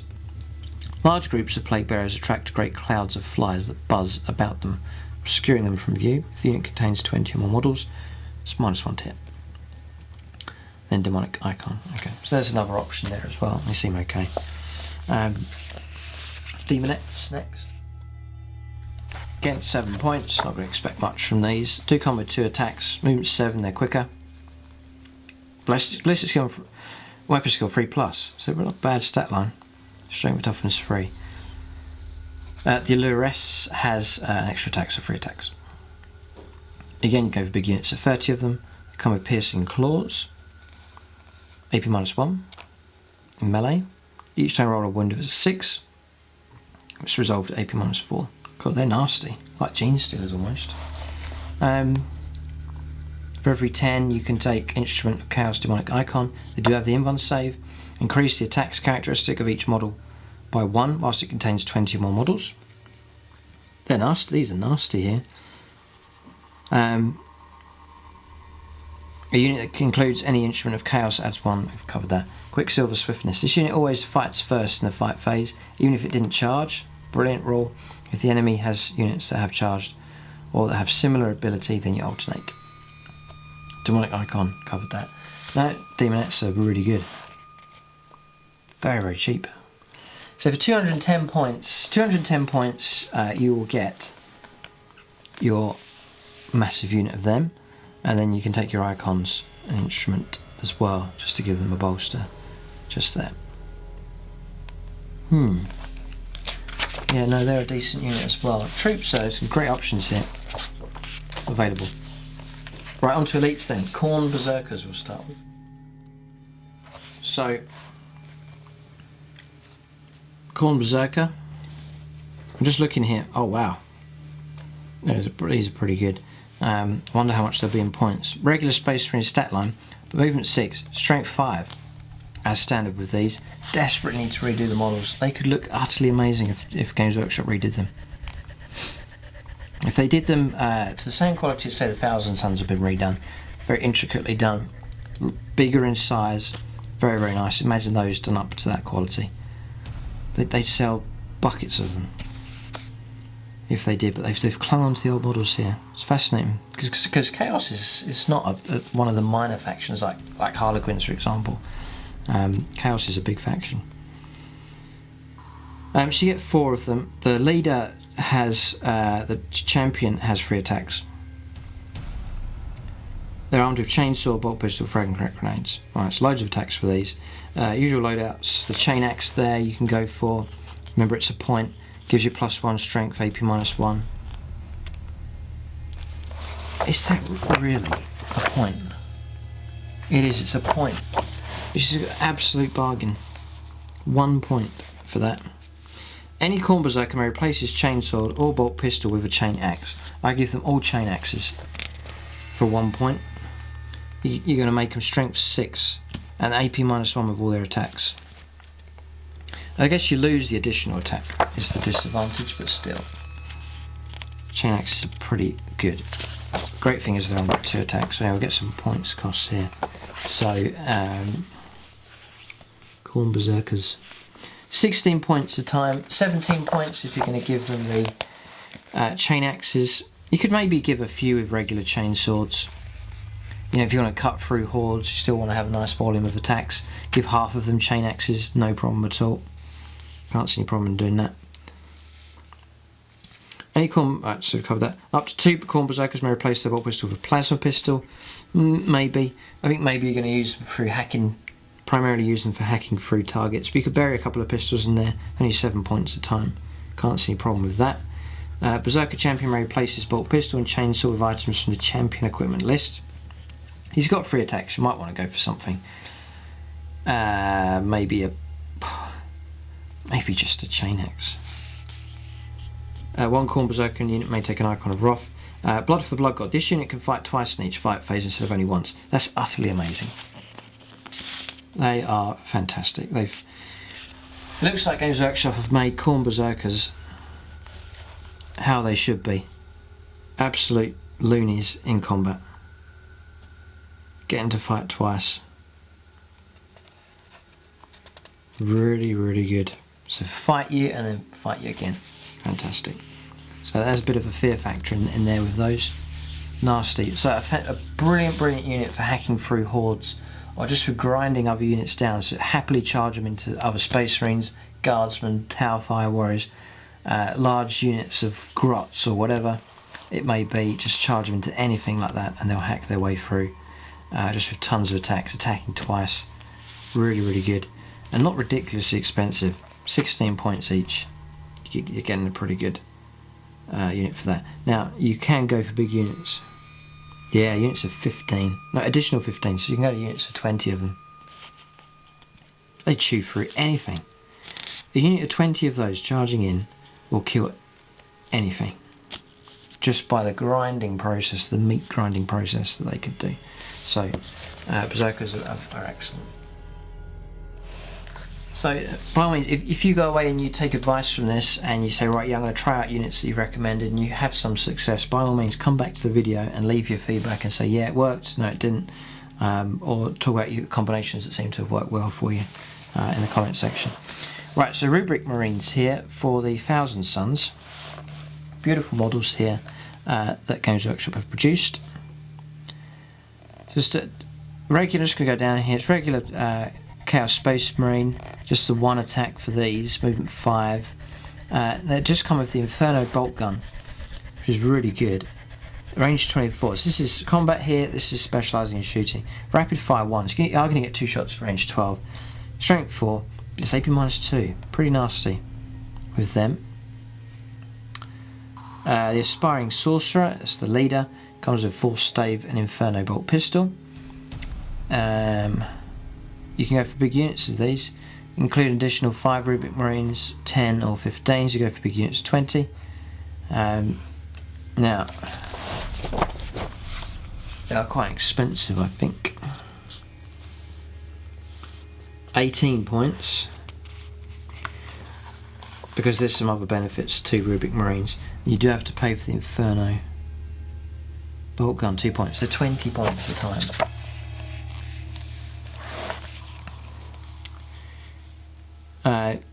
The Aspiring Sorcerer may replace his stave with a Force Axe or Force Sword. Then the Aspiring Sorcerer may replace his Inferno Bolt Pistol with a Warp Flame Pistol, which is pistol D6, that's nasty. Cool. Range 6, Strength 3, AP -2, auto hits. Cool. Warp Flame Pistol's pretty nasty, yeah, okay. You go for Warp Flamer, up to any Rubric Marines, you can take as many of them as you want. Range 8, Assault D6, Strength 4, AP -2, auto hits. So good at close range. So you may want to take a couple of those. Soul Reaper Cannon, you can take one of them. If you've got unit 20, you can take a second one with an Assault or with a Soul Reaper Cannon, which is range 24, heavy 4, strength 5, AP -3. It's good for hacking down, bringing down Marines, Fire Warriors and so on, or other Terminators. You can take the Icon of Flame. We covered that earlier on, it's pretty rubbish. Death to False Emperor, they do have a 5+ Invuln save, that's what makes them a bit more expensive than things like these. Then All is Dust. Add 1 to the saving throws, Rubric Marines. They're on a 3+, they become 2+. If the attack has a damage characteristic of 1, so most of the small arms type fire coming through. Even Plasma Incinerators on regular strength is damage 1. So, but you know, las guns, bolt guns, firing through, these guys are going to go up to 2 up save. In addition, -1 modifier to hit rolls for moving and shooting with heavy weapon does not apply to Rubric Marines. Cool. And then they come with the Aspiring Sorcerer, who can manifest 1 psychic power in each psychic phase and attempt to deny 1. He knows Smite and then one of the others. When he manifests Smite, though, inflicts 1 mortal wound instead of D3, or D3 mortal wounds instead of D6 if the result is 10 or more on the psychic test. So yeah, he's an Aspiring Sorcerer. Let's just get Rubric Marines. Yeah, they're 18 points each. Okay. So they're pretty good. No, they're alright. If you want some decent enough shooting unit, Rubric Marines are quite cool. Up close, they're pretty good. if they take some warp flavors. Plague Marines next. These are elites as well. So you're looking for sort of elite type infantry units. So Wimp 5, weapon skill, ballistic skill 3+, just usual, but their toughness is the variety for these ones, so they're tougher models. You can again go up to big units of them, yes. Plague Knife, just something different. This is all usual stuff here. Plague Knife is just a plague weapon, which is just here. Reroll wound rolls of 1, so they're not that deadly. If you're looking for something a bit tough, you can take them. At 19 points each. Always been quite expensive. We'll see what else you get. It's just all the standard weaponry here. You can take a plague sword for the champion. Reroll foul wounds. This weapon, there's no bonuses. That's pretty useless. Terrible, really. The plague champion replaces bolt gun with a bolt pistol, plasma gun. You may take a power fist. It's only on 2 attacks. It's a bit of a waste. Up to 2 marines may take plague spewer, belcher, a blight launcher, a melter gun, or plasma. So no melter or plasma. The plague spewer. It's range 9, heavy d6, strength 5, AP -1. It's auto hits. That's like a heavy flamer. A plague belcher is range 9, assault d6, strength 4. Oh, it's like a flamer. A blight launcher is assault 2, range 24, strength 6, AP -2, d3 damage, and a plague weapon as well. That's a pretty good weapon, the plague belcher. Launcher, sorry, blight launcher is the good one. And melter gun, plasma gun. Any plague marine replaces bolt gun with a bubotic axe or a second plague knife. So the bubotic axe is here it is, +1 strength, AP -2, and it's plague weapon as well. Up to 2 plague marines, bit of a waste for just 1 attack. Up to 2 plague marines replace their bolt gun with a mace of contagion or a bubotic. So mace of contagion is +2 strength, AP -1, 3 points of damage. Attacking with this weapon you must subtract 1. So it's like their power fist equivalent. But it's a waste on 1 attack. 2 plague marines can replace their bolt gun with either a great plague cleaver or a flail of corruption. Interesting. Great plague cleaver is ×2 strength, AP -3, d6 damage. It's -1 to hit. Waste as well. This is a shame here. It's a waste. Giving really good melee weapons, a lot of them, to 1 attack models.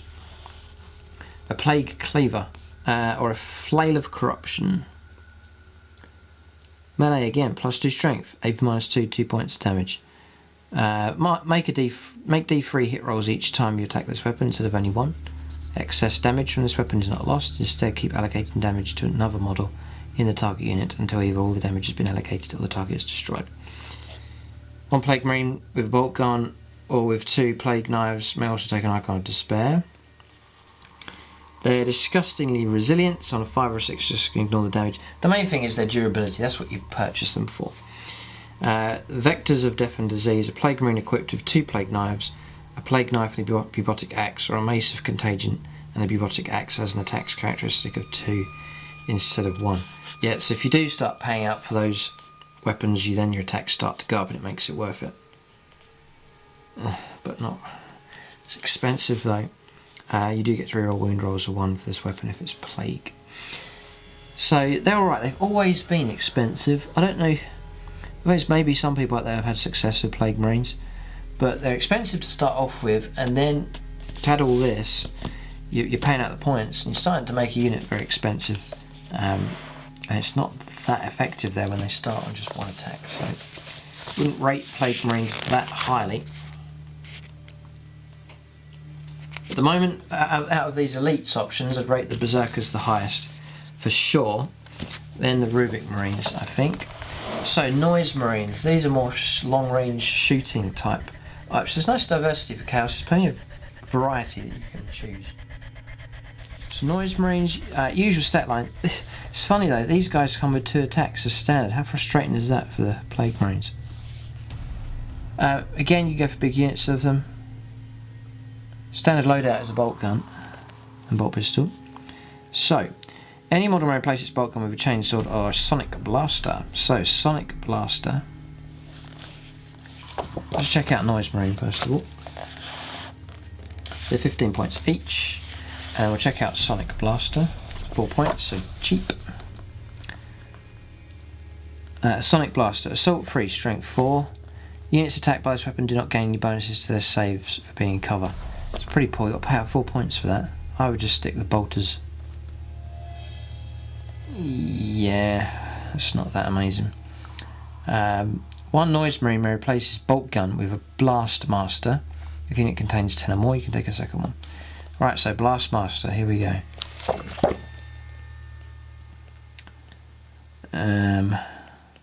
Blight Launcher, by the way, back there is 14 points, it's not bad. 20 points for a Blast Master.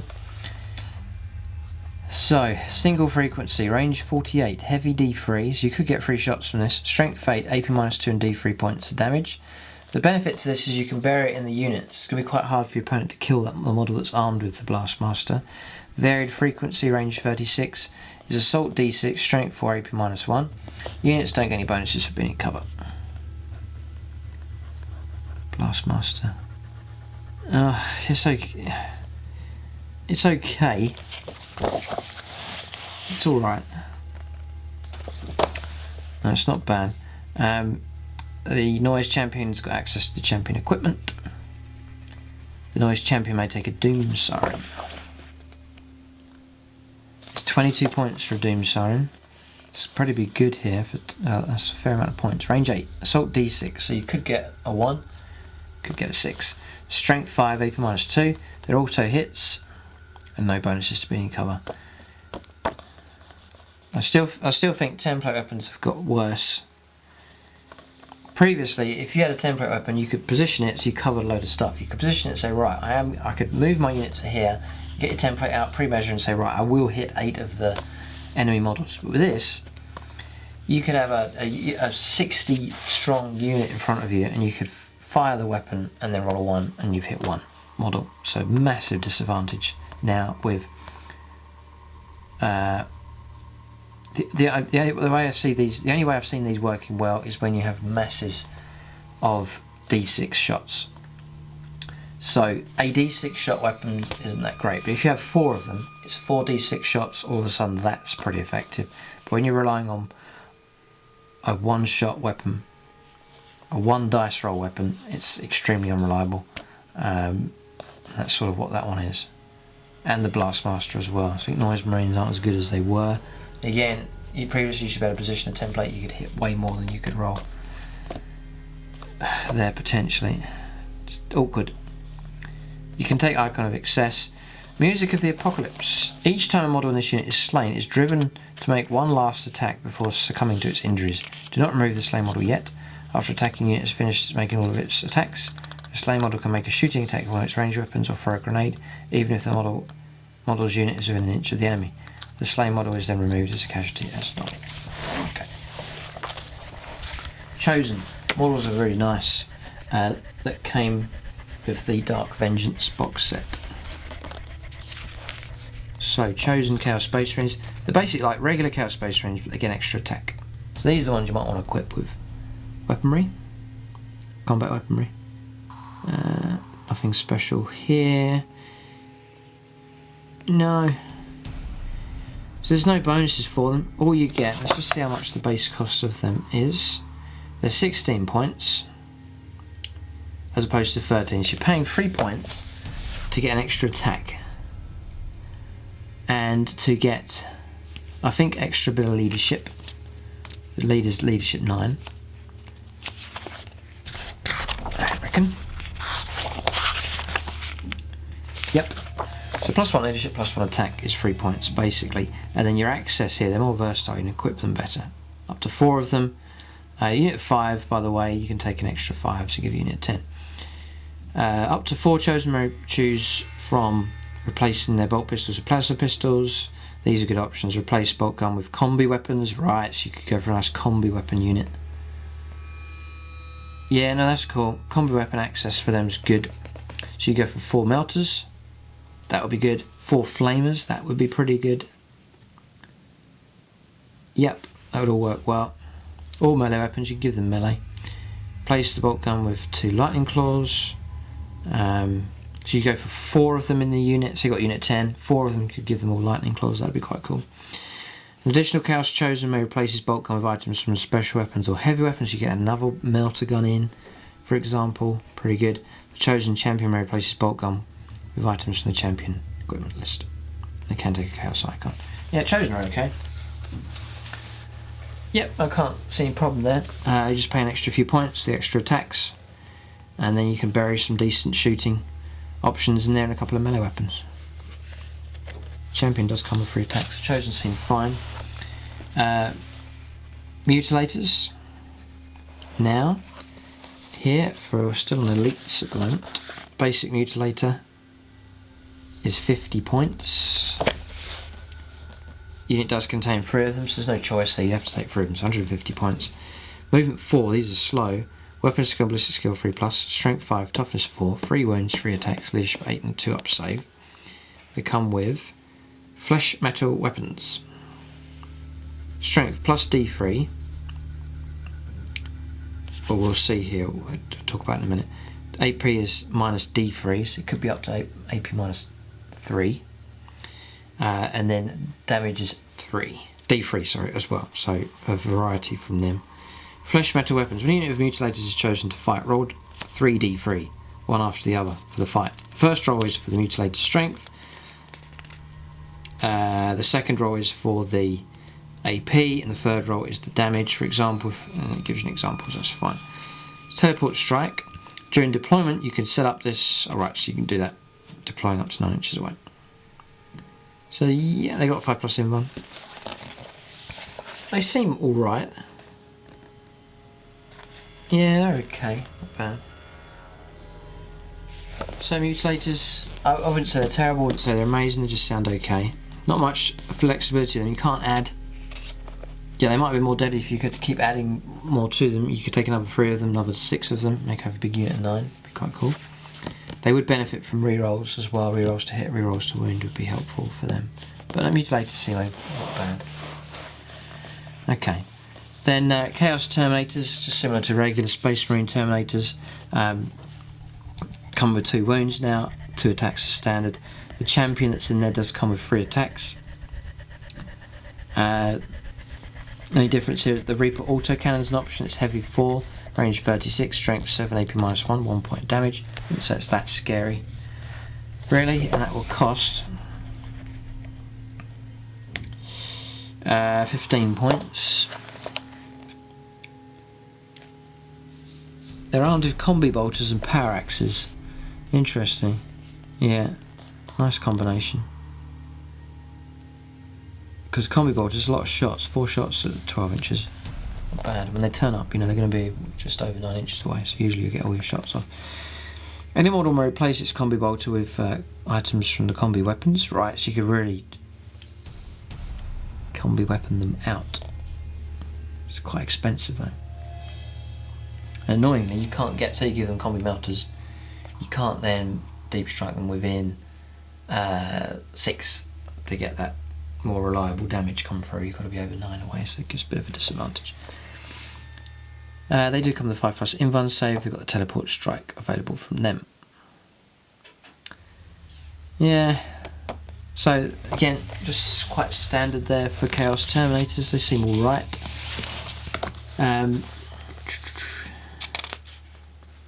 Chaos Terminators, they're 31 points a time. Then you've got your Combi Bolter. Let's just see here, Combi Bolter. It's 2 points, right, very cheap. And then your axe is 4 points, isn't it, I think? Power axe. It's 5 points, right, okay. So yeah, cheap enough. Cheaper than a regular Space Marine Terminator, I think, unless you start changing the weaponry around. So, Terminators, again, they're alright, I can't see much problem with them. 2 up save, I mean, nice and reliable. Give them a variety of weapons. Okay, next is Possessed.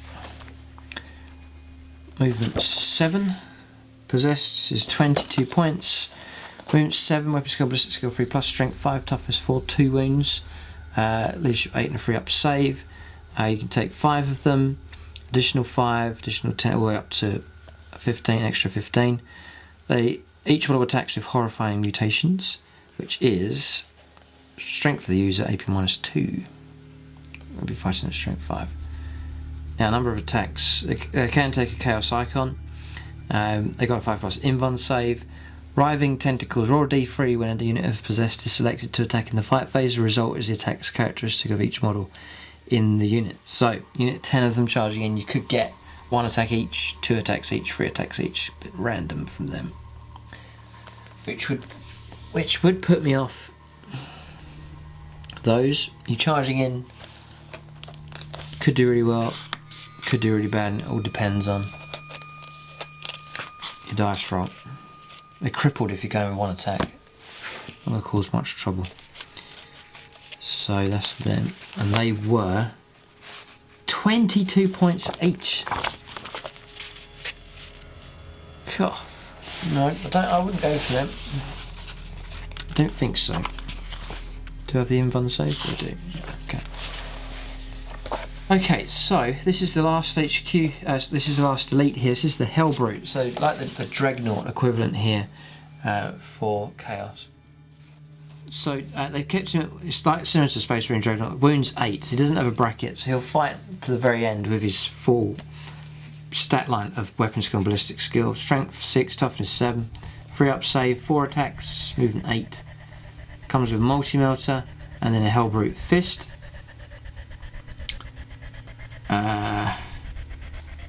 So just see if there's anything different here. You can take the Hellbrute plasma cannon, which is range 36, heavy D3, strength 8, AP -3 and 2 points of damage. Any rolls of a 1, he takes a mortal wound, knocking him down. It seems alright. Missile launcher is available there, multi-melter. Depends what you're using for. Again, with the Dreadnoughts, if there's a gap in your army for something, need a bit of combat, need a bit of shooting, you can configure one of these to fit it out, so they're quite flexible, versatile equipment available for these. Reaper autocannon is available. Twin heavy bolter, quite good. Heavy 6, strength 5, AP -1. Twin las cannon, pretty good. 2 shots there at strength 9, AP -3, D6. That's nasty. Hellbrute fist is pretty good here as well. ×2 strength, so we'll be on strength 12, AP -3. 3 points damage, no minus to hit. So the Hellbrute fist is good. Yeah, that's good.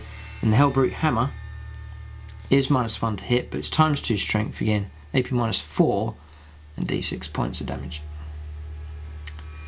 The -1 to hit's annoying. Suddenly it's going to drop to 4s to hit with 4 attacks. You're maybe going to hit with 2. I'll probably stick with the fist, I reckon.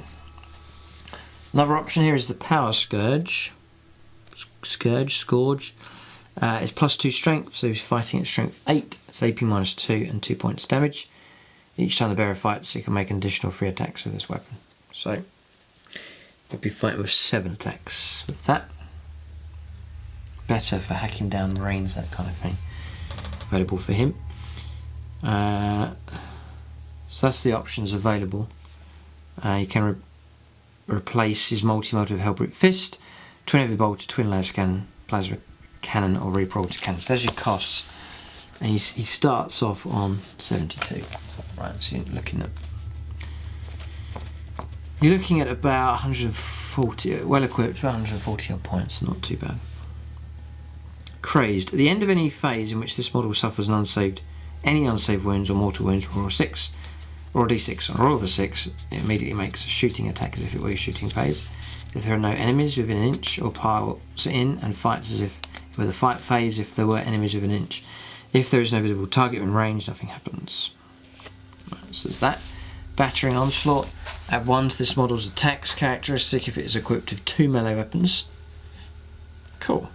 Little bonus there, and then the explodes result with that for being a vehicle. So yeah, Hellbrute's alright.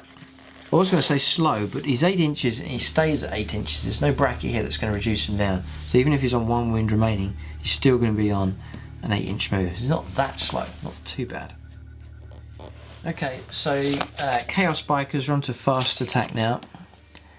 Again, so you're looking for a faster option here. It's just like Space Marine bikes, movement 14 available for them. Their toughness goes up to 5. They get 2 wounds each, so they're quite durable. Small little units of these would be quite handy. They come with, each one is armed with a bolt pistol, frag and crack grenades, and rides a bike equipped with a combi bolter, which is your 2 shots at 24, 4 shots at range 12 or less.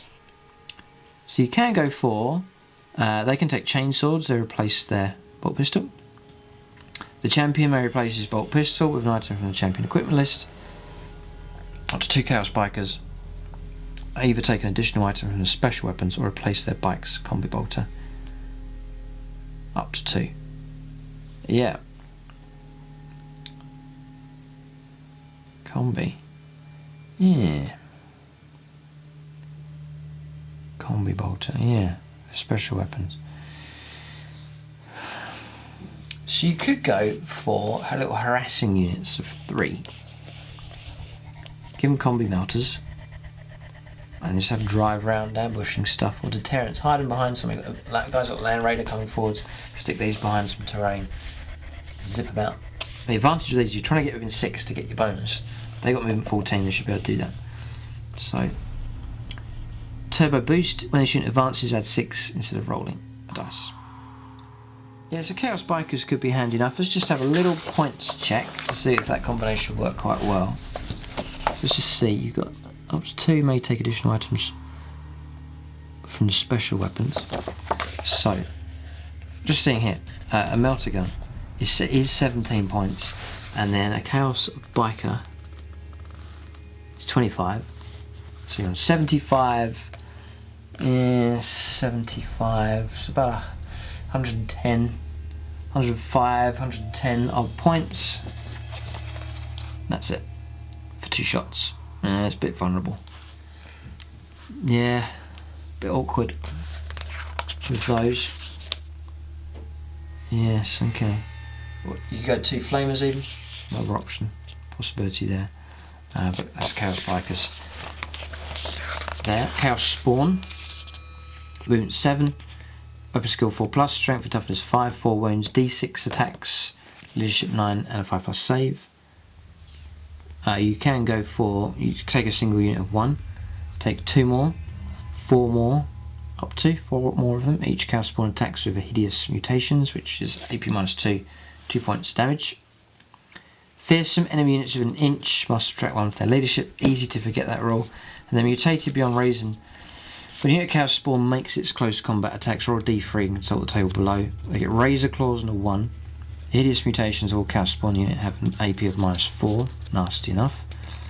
Which is okay. Say you don't roll one, that wasn't what you're looking for, you're still at AP -2, so that's fine.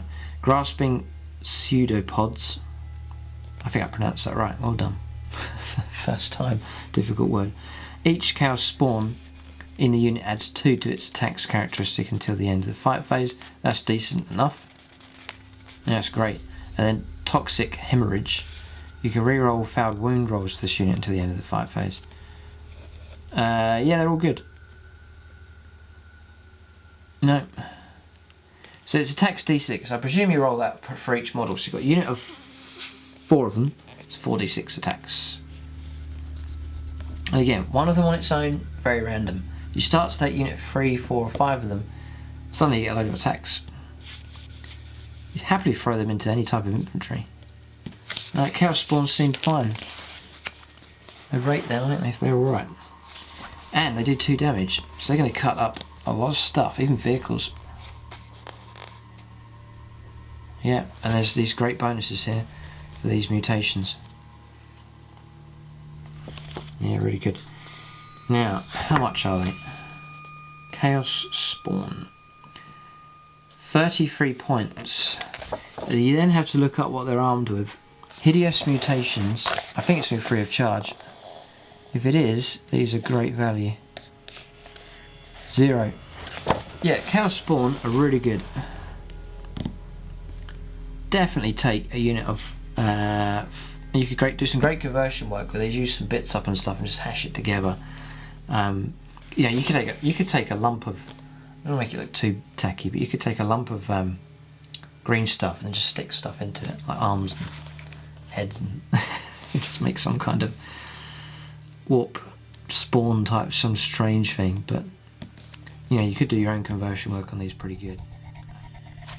But no, they're fine. I mean, you get 4 of them, you're looking at about 125 odd points. It's cheap, and they'll mash through a lot of stuff. Durable enough for their 4 wounds, toughness 5. No, they're fine. Chaos Spawn, no problem at all with those. They're actually pretty good. Actually pretty good. And you could do some really nice themed models for them. Right, so I'm surprised at that. I think they've got a lot better. So that's a good unit. That is a good unit. Alright, so next then, Raptors. Didn't rate these before. I don't think these are particularly good. They're expensive and don't do too much, is my take on them previously. We'll see. So 17 points each. That's it, if you're going to equip them that way. The disadvantage for the movement 12, they're like a faster marine. They only 1 attack, so there's a real problem with these. You know, because you want them for combat and stuff. You could go cheap with them and just keep them at bolt, pistol, chain, sword, and just use them for mopping up stuff, charging into hordes and so on, getting the extra attack with a chain sword and play them that way, instead of trying to pay out loads of points. Give them decent melee weapons with just 1 attack each. Up to 2 Raptors may replace their bolt pistol and chainsaw, plasma pistol and chainsword with 1 item from the special weapons list. If you're going for hordes to kill them, chuck a couple of flamers in there, no problem at all. The Raptor Champion may take bolt pistol and chainsword to the champion equipment list. Just to, as a reminder, champion equipment list. No combi for him, nope. Wouldn't bother. If I took these, the models are nice. Instead of thinking, right, these are very elite, I want to equip them really nice with stuff and end up paying out loads of points, just take a unit of 10. Or a unit of 15 would be even more effective, because you can take an additional 10 here, so that's 15. So take a unit of 15 of them, just use them for charging into hordes clearance. Charge them to anything. Yep. Fearsome Visage. Units of 1 inch of enemy raptors must subtract 1 to leadership. Easily forget that. Raptor Strike is your deep strike, more than 9 inches away. They're alright, but I wouldn't rate them that particularly highly. Be like Assault Marines, just not that impressive. Now, Warp Talons, with these, they're 15 points, but then you have to pay for 2 Lightning Claws. This is, again, I don't really rate these Warp Talons. I'll show you here. Warp Talons is Lightning Claws. So a pair of them, you have to have 12 points. So that makes them 27 points each. Say you took a unit of 10 of them, 270 points. 270 points for that, and you're going to get, let's just check what the bonus is here. For Lightning Claws. You reroll failed wound rolls of 1. If the model is armed with 2 Lightning Claws, each time it fights, make an additional attack. Right, so you're going to get their AP minus 2. So you get 10 of them, you've paid 270 points, you're going to get 30 attacks with them. You're going to hit with, say, 20, and then there's no bonus to the strength, so it's fighting against Marines. You're going to cause, say, 10 wounds at minus 2, so yeah, you're going to kill about 6 Marines. So you've killed about 50 points worth of stuff, and then it's taken 270 points to do it. Then usually what happens is with these, they just get blown away. The opponent sees them all armed with Lightning Claws, they look amazing, they're big, they look bigger, they're all sort of landing from their jump position, and then they just get blown away and you've lost a big unit. That's how I just see it happening. They've given them invuln saves, so it helps them a bit. The Warp Flame Strike, you can set up this unit deployment, you can set it up in the warp ready to strike instead of being placed on the battlefield. If it is, you can use a Warp Flame Strike to arrive on the battlefield at the end of any movement phases when it does so, more than 9 inches away from your models. Enemy units, in addition, enemy units cannot fight Overwatch against units that arrive by Warp Flame Strike in the same turn. yeah, they're alright, the models are nice, but they are expensive in points. And they're just usually always very high target priority and they die. That's them. Out of all of these, I go for Chaos Spawn.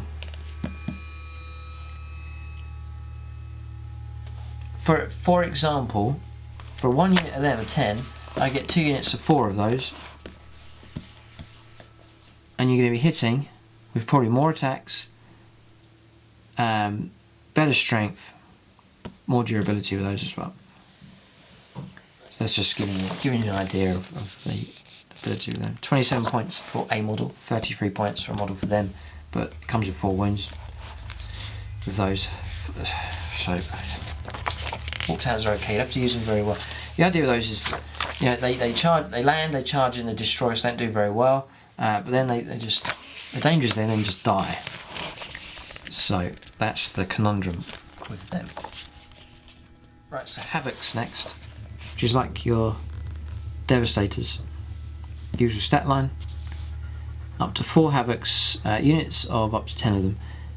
You can go for bolt, may replace your bolt gun with chainsword. Up to 4 Havoc's may replace the bolt guns with heavy weapons. Just the option there. Champions got access to champion equipment. No bonuses for them, so that's heavies. They're not bad. I mean, you could take a unit of 10, take your 4 heavy weapons, whatever they may be, and then you bodyguard them with the rest of the models. So it works fine. The other great thing now in 8th edition is you can move now if you really have to, and it's only -1 to hit, so you've got laser cannons. You'd still be able to shoot them at 4+ to hit, so they're not bad. I mean, you could use Havoc's okay. But it doesn't really, I don't think it really suits Chaos for theme wise. I'd avoid them. You'd let Imperial armies sit there and shoot with Devastators and stuff, but for Chaos I'd say it's more of a bloodthirsty advance, and then plunging into the heart of the enemy is more the theme I would go for with those. Obliterators, don't need to check out points, it's just your regular cost for them plus your heavy weapons points. Obliterators then,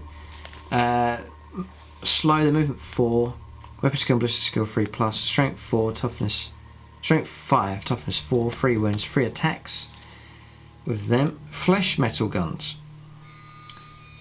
Oh, this has all changed now. So you don't choose your weapon type.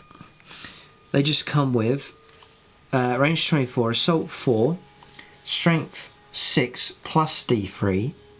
So you can go all up to strength 9, AP minus D3 and damage D3. Do come with a 5+ invuln save. Do come with a 2+ armor save. Nice. Teleport strike available for them as well. Nice. Really good. So you get 3 of them. You can get 12 shots. So you can hit with 8 shots. It's alright. It's alright. It's not bad. They're annoying. You land them there, they're never going to run. There's only 3 of them, so morale's never going to be an issue. You've got the 2+ save, 5+ invuln, and you've got 3 wounds to try and get through. They're going to be a pain to get rid of. When a unit of Obliterators is chosen to shoot in the shooting phase or an Overwatch, roll D3, one after the other. Alright, we've figured that out already for the combat version of those, the Mauler. Whatever they were called, the Mauler. I was going to say Mauler things, but they're not, they're Mutilators. Now, how much are they is the question. 65 points a time, so they are quite expensive, but they're pretty good. There's a bit of unreliability in there, but because you're on those dice, so you know but it sort of average itself out maybe. Yeah, so they're not bad. If your opponent, for example, playing an Imperial player, he's got a heavy weapons team somewhere, or a Devastator squad somewhere, send them in, turn 1, land there, blow them away. And then that issue of when you've accomplished your mission and your opponent turns them and blows them away, you know, shoots back. They're more durable here, 5+ invuln, 2+ save, so Obliterators aren't too bad. Their ability to teleport is pretty good. You know, because you can keep them off table, for example, keep them off the table. Opponent can't target them turn 1 if he goes first, and then you bring them in when you want to.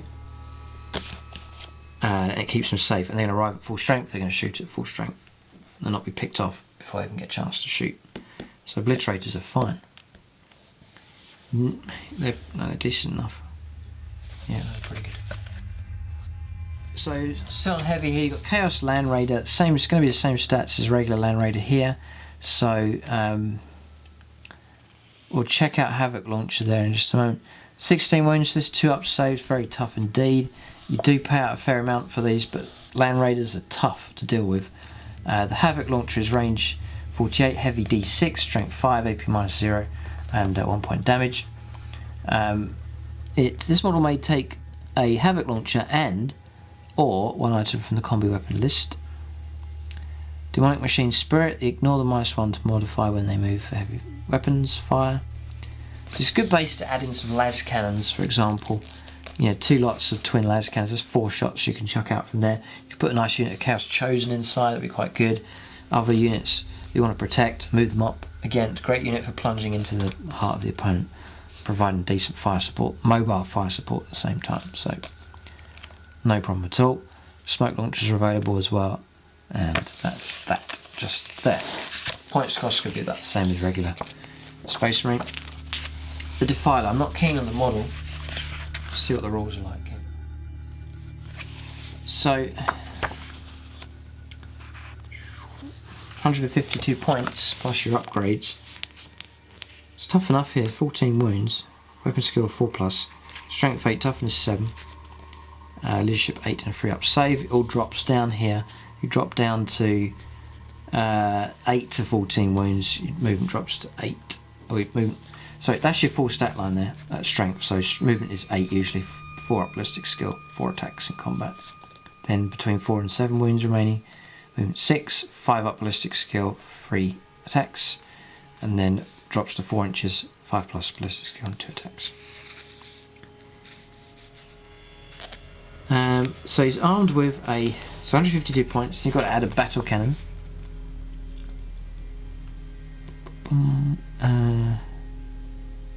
Well, a battle cannon. Ranged weapons. Oh, here it is. 0. So you don't have to pay for that. That's good. A Reaper autocannon. 15. 5, 7, 60, 170. 170 points. A twin heavy flamer. This could be expensive.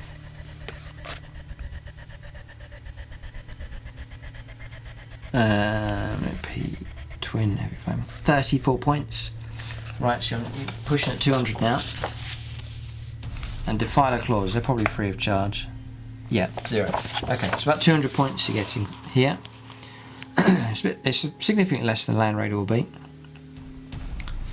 The battle cannon then is range 72, heavy D6, again unreliable, strength 8, only AP -2, and D3 points of damage. You could just cause a wound on a tank, so not that reliable with that one.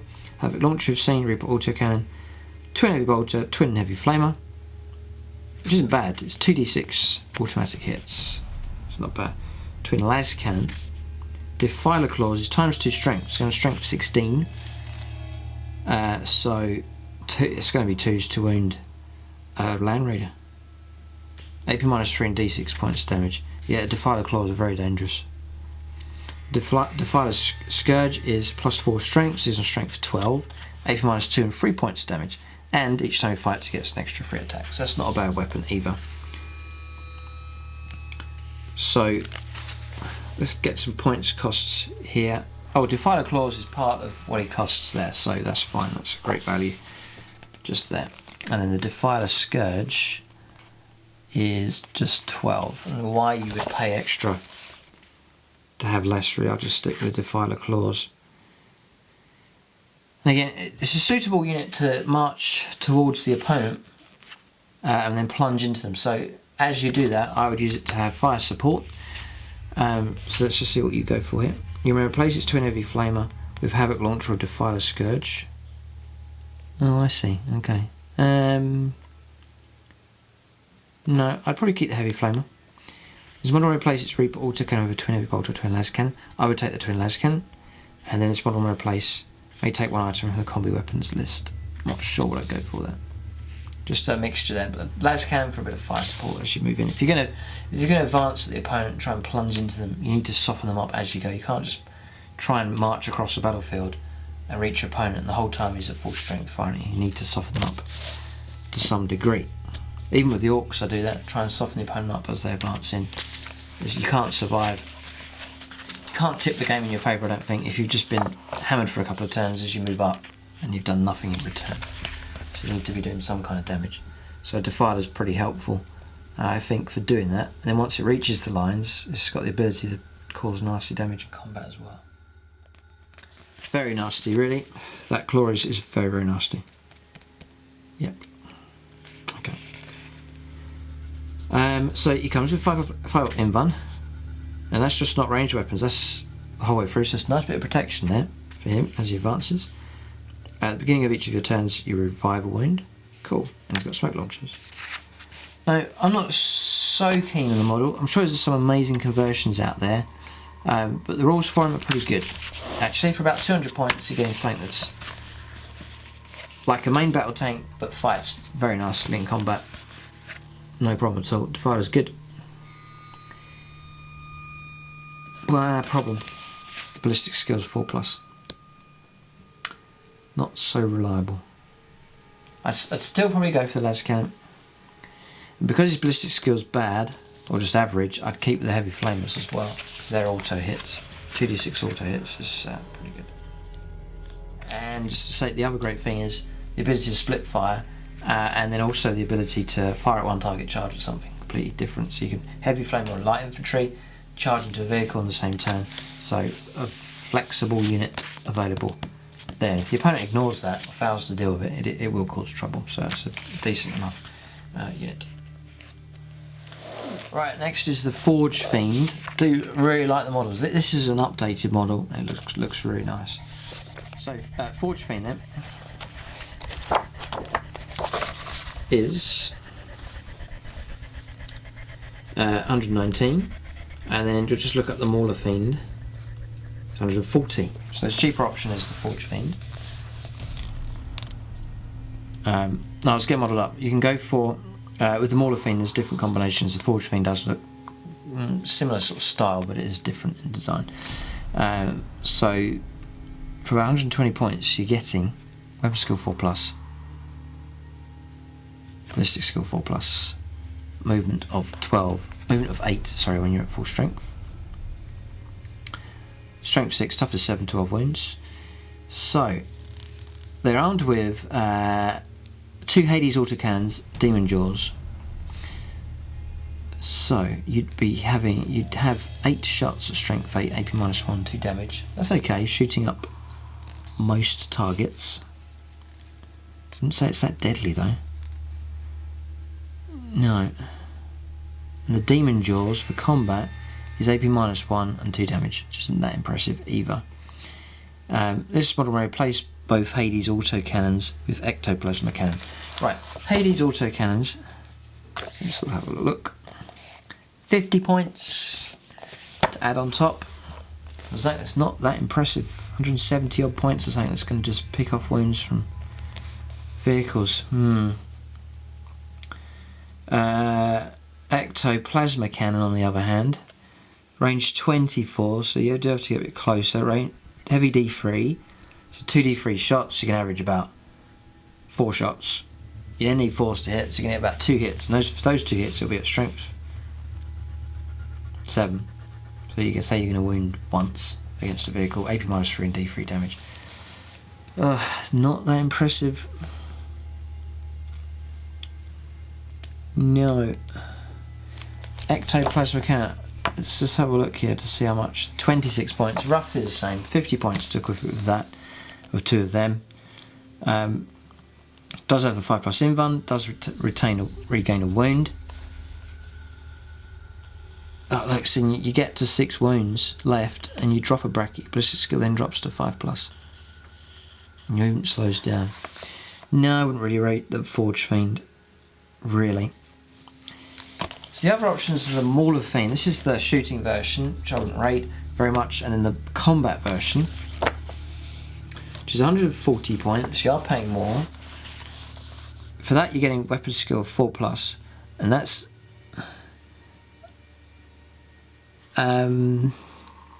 never modified. Interesting. Neither is the ballistic skill. I'll just look at the damage table here. Strength, toughness 7, wounds 12, 3 up save. Mortar Fiend is a single mortar armed with Mortar Fiend fists and 2 magma cutters. So, Mortar Fiend fists 0, magma cutters 16, it's about another 30 on top, about 170, roughly the same in cost. What's interesting for him is his movement is 10, so it's quicker. Strength is 6, but it's affected, it drops to 5 and then 4, the damage. 4 attacks for him, but then it goes to 3 and then 2, so that's where the damage comes in. But the magma cutters, this is interesting, right? He sounds quite weak in combat, but the magma cutters here is pistol. So he's got, it's range 6, so he can shoot, and then if he's locked in combat or fighting in a combat and it comes onto his turn, he can shoot the pistols into the combat. So, which is really good.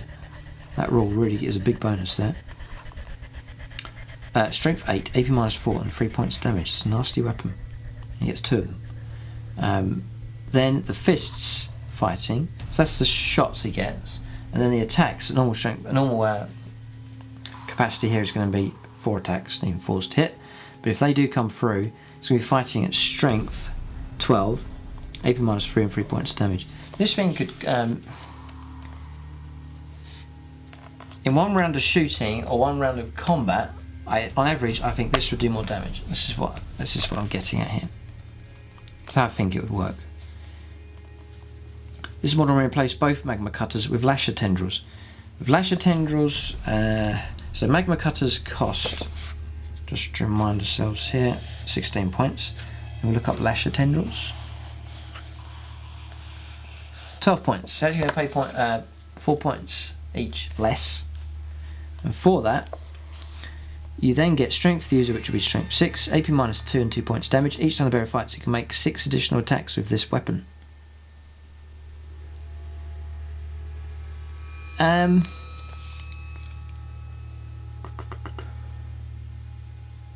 Oh, right, scared me then. That's okay. It's right. This just reading this carefully. This one will replace both magma cutters with lasher tendrils, not 2 lasher tendrils. Because if it was 2 lasher tendrils, you'd get 12 extra attacks. So, but no, it is still good. You get your 4 attacks, and then you get 6 additional attacks. That's a nice lot of attacks, and it's not bad. It's AP -2, and it's 2 points of damage. So it's going to cause trouble for vehicles, marines, terminators, all sorts, monstrous creatures, and so on. And it's a bit cheaper as well. So out of these two, I'd rate the Mortar Fiend the best. About 170 odd points, you're getting something that's pretty good. You regenerate a wound, you've got your 5+ invuln save available for that as well. And again, something that if your opponent ignores it and tries to do other targets, this thing moves up, it will cause trouble.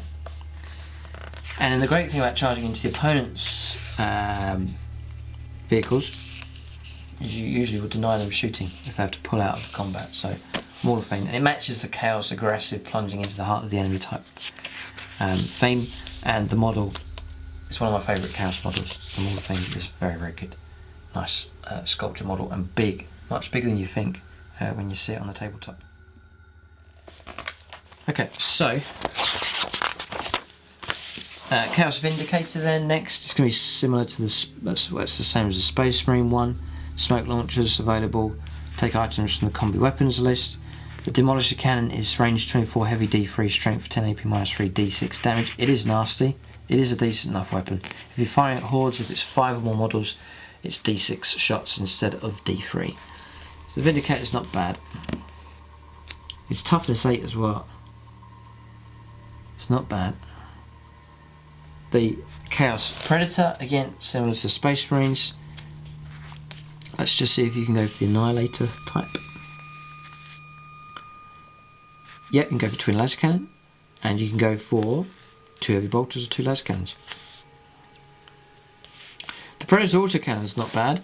It's 2d3 shots. You can average about 3 or 4 shots. Strength 7, AP -1, and 3 points of damage. It's decent enough. Right, let's just see if this is a bit of a bargain here. I'd be interested to see this. Predator autocannon. Oh no, 49 points. Twin laser cannon, 50. Oh no, let's stick with the laser cannon. If it was half the points cost, I'd be tempted, but they've kept it pretty much the same. I see the laser cannon is much more dangerous. And that's it, you can take a combi weapons list. So you can go for combi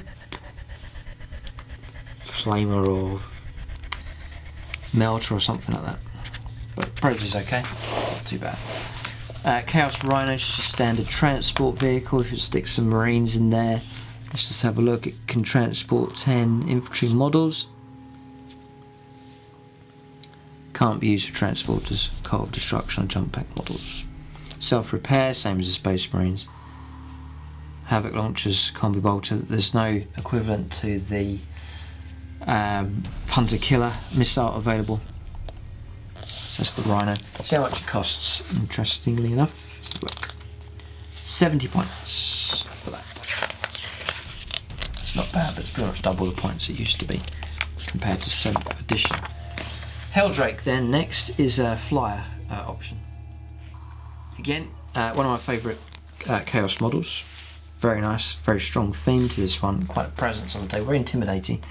But is it effective or not? So Helldrake is 138 points to start off with. It's 12 wounds, 3 up save, strength and toughness 7, ballistic skill 4+, and then its movement is 30 and it drops by 10 each time on the damage. Weapon skill drops by 1 from 3+ to 4+ to 5+, and the attacks drop from 4-3 and then to 2. Yeah, this is the real problem with these. The Battle Flamer, which I used to fear on the battlefield, it's now range 18, assault D6. It's tragic. You can turn up, I'm going to ambush these Space Marines, you roll your dice, you get 1 shot. Strength 6, AP -2 and 2 points of damage. It just doesn't really, it's nothing to be, I wouldn't really fear that if it turned up. They're auto hits on the target, but it's not so good. So it comes with Helldrake claws. Let's just check. You do have to pay for them, 17 points. And then the Hades autocannon, should know this here, it's 25 points, you've got to pay for that. You're looking at about 160, 170 odd points here. For something that could turn up and do get 1 hit. It's terrible, it's bad. So you can replace the autocannon with the Battle Flamer, right? I'd probably stick with the autocannon. Would you believe it? I mean, 7th edition, it was just the Battle Flamer every time. You could position the template, could cover 10 models, strength 6, AP 3. You just melt a load of Marines, horrendous damage, and now it's been tamed right down. Tragic shame that, but it's lost its intimidation, I'm afraid. So the Hades autocannon is okay, but again, it's not that great. Ballistic skills 4+ as well, so 4 shots, yes, probably only hit with 2 of them, so not that effective. So that's that. The model has a 5+ invuln save, that helps a bit. It is more durable, vehicles are more durable now, which helps. You do regain a wound. And what else? Yes, you can target units in combat. With this you can fight in close combat with it. So Helldrake claws, strength for the user, which is strength 7, AP -1 and D3 points of damage. You get 4 attacks. Your weapon skill is 3+, so it can do some kind of damage against enemy units that can fly. It says you can add 1 to this hit roll against units that can fly as well. The AP -1 isn't very much. Those claws look deadly enough, but it's only AP -1. So, my opinion, Helldrake, beautiful model, but it has been tamed down quite significantly.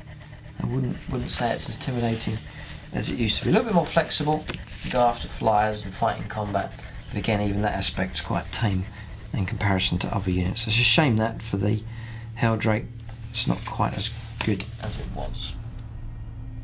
Right, so then Khorne, Lord of Skulls, that's the big one, and then we're done here for units. So he's 29 power points. I can imagine he's going to be pretty expensive. Khorne Lord of Skulls. Yeah. Will be over here. Should be. Yeah. 365 points. Then plus your war gear. 365. Gorestorm Cannon. 74. Hades Gatling Cannon. 184 points. Sorry for the gasp there. Shocking amount of extra points you have to pay out for the Hades Gatling Cannon. I thought we were looking at quite a tame amount of points there. And then a Great Cleaver of Khorne. Brace yourself. 0. Oh, yeah, okay. So, we're looking at about 650 odd points. But for that you get weapons skill 3+, ballistic skill 3+, toughness 8, 28 wounds. It's going to absorb a lot of damage. Leadership 8, 4 attacks as standard, movement 10, strength 10, and then you start to drop down to movement 7, strength 8, 6 attacks. Oh, and then, oh, that's crazy. Right, clever. Right, so the more damage you take, the more attacks you get. Wow. 8 attacks when you're on 1 to 6 wounds remaining. Strength 5 though, so your strength goes down, but he just becomes more and more desperate in his attacking. Okay. Strength drops though, isn't that interesting? And then the movement drops to 4 as well. So, you've paid up for the standard loadout. Gorestorm Cannon. Heavy D6, oh dear. Range 18, strength, heavy D6, range 18, strength for the user, which is usually strength 10, AP minus 2, 2 points damage. Auto hits, when it's 10 on models it's 2d6, that makes it a bit more reliable. So that weapon's okay, use it to fire at hordes. 10 or more models, You fight an army of all tactical squads, yeah, you're going to at least get, okay, it's not too bad. Then the Hades Gatling Cannon is heavy 12, and your weapons ballistic skill is 3+, so you're going to hit with about 8. Strength 8, AP minus 2 and 2 points damage, it's decent enough. And then the Great Cleaver of Khorne. The Great Cleaver of Khorne is strength times 2, so strength 20, AP minus 4 and 6 points damage. That's utterly horrendous. That is a horrid weapon. Ah, now, this is excellent because, say you get to your last few wounds and your strength drops to 5, you know, oh no, that's terrible, but you're going to double it with your Cleaver of Khorne, you're back up to strength 10 with 8 attacks at freeze to hit. Nice. This is just iconic for Chaos, driving towards the enemy, plunging into the heart of the opponent, and then this thing is equipped to do exactly that. So pretty impressive with the weapon there. Slash is strength for the user, AP minus 2, D3 damage. Make 3 hit rolls for each attack made with this weapon. So 4 attacks will become, with slash, 12 attacks. And then 8, 16, 24 attacks when you're down to your last few wounds. In combat, he's utterly deadly. Now, let's have a look at these other options. You may replace its Gorestorm Cannon. I probably would if one of these is better, an Ichor Cannon or a Demon Gore Cannon. So, Ichor Cannon is heavy D6, strength 7, AP minus 4 and D3 damage. I probably wouldn't bother with that. And then the Demon Gore Cannon is heavy D6, strength user, AP minus 2, 3 damage, auto hits. Probably wouldn't bother with that. Now I'll stick with the Gorestorm.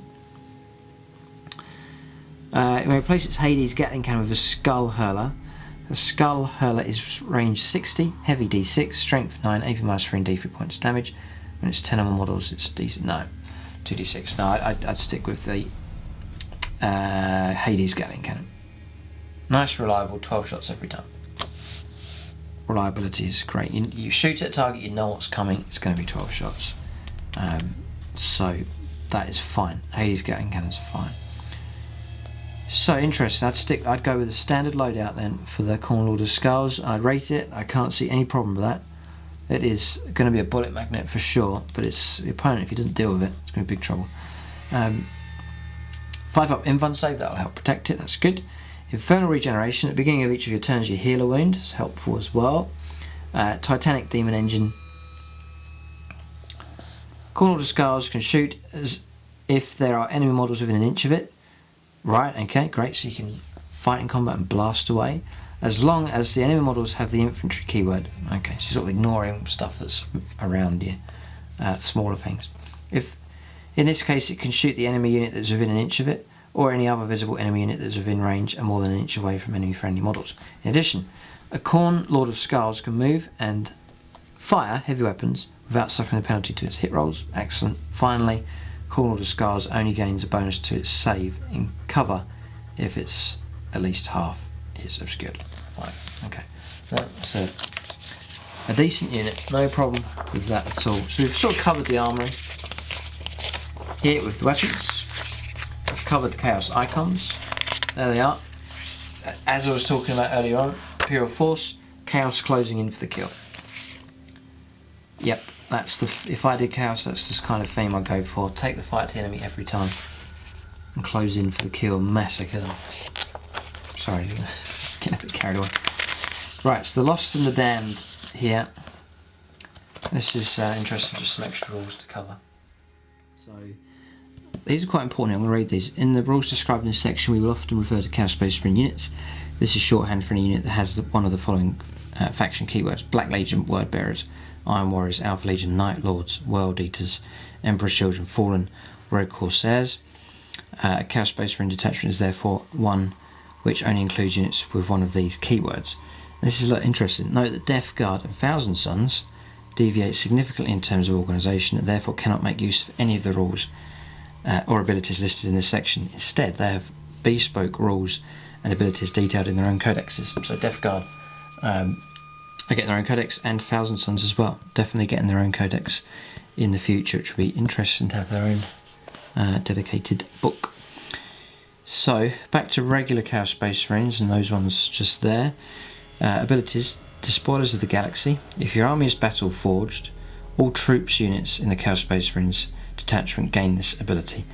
Such a unit that is within range of an objective marker controls it, even if there are more enemy models within range of it. If an enemy unit that's within range of the objective marker has a similar ability, then it is controlled by the player who has the most models within range as normal. So it's basically the old objective secured has come back for troops choices if you have them battle forged. So it's good. I think probably we'll do that. That's going to be brought back for all the troops, for all the different factions just there. Legion traits. If your army is battle forged, all infantry, bikers and hellbrute units in the Chaos Space Marines detachment gain a Legion trait, so long as every unit in that detachment is from the same Legion. The Legion trait gain depends on the Legion they're from, as shown in the table opposite. For example, all such units in Night Lord's detachment gain Terror Tactics trait. Okay, Shadowy Allies. Inclusion of Fabius Baal or Fallen units in detachment does not prevent other units in that detachment from gaining a Legion trait. However, Fabius Baal and the Fallen units can never themselves benefit from a Legion trait. Right, just clarifying that just there. Okay, so interesting. See what these ones are. So Black Legion, get Black Crusaders. Add one to the leadership characteristic of models and units with this trait. In addition, if a unit of this trait advanced, it treats all its rapid fire weapons as assault weapons till the end of the turn. E.g. rapid fire 2 weapon treated as assault 2. Okay. So these are all designed to fit in with the fluff of each of these different chapters here, or legions as they're called. Iron Warriors, Siege Lords. Enemy units attacked by units of this trait do not gain any bonus to their saving throws for being cover. In addition, you can reroll fouled wound rolls for units of this trait when they target a building. Renegade Chapters, Dark Raiders. Units of this trait can advance and charge in the same turn. Cool, that's a good bonus. Very good. World Eaters. When a unit of this trait makes a successful charge, you can make one additional attack of each of its models in the subsequent fight phase. Cool. That's another good one as well. Night Lord's Terror Tactics. Models and enemy units must subtract 1 from their leadership characteristic for each unit with this trait, which is within 6 inches of theirs, to a maximum of -3.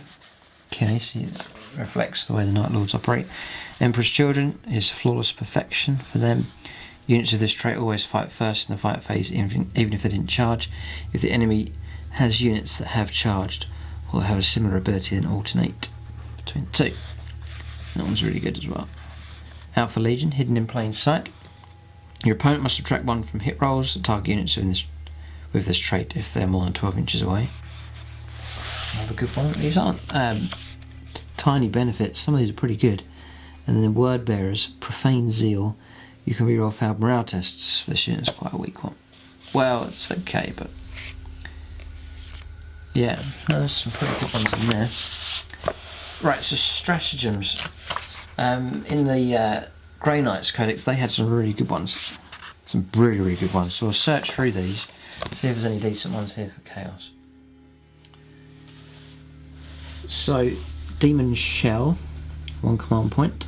Use the stratagem just like a Heretic Astartes character. Attacks just before he attacks with a bolt pistol, bolt gun, combi bolter, bolt gun profile, combi weapon. You can only make a single hit roll with the weapon or bolt gun profile this phase, which you cannot reroll. If the shot hits, the target suffers D3 mortal wounds. If the shot misses, your character suffers D3 mortal wounds. That's terrible. Whoa. Okay, no, I probably didn't bother with that one. Unless you're firing like a ballistic skill 2+ to hit. Gifts of Chaos. Use this stratagem before. It's 1/3 command points. Use this stratagem before the battle. Your army can have 1 extra artifact of Chaos. Alright, 1 or 2 or 3. Okay. No, sorry. Your army can have 1 extra artifact for 1 command point, or 2 extras for 3 command points. So if there's a couple of decent artifacts, you can just use that to get those in your army. They must be different, and they can be given to different characters. Okay.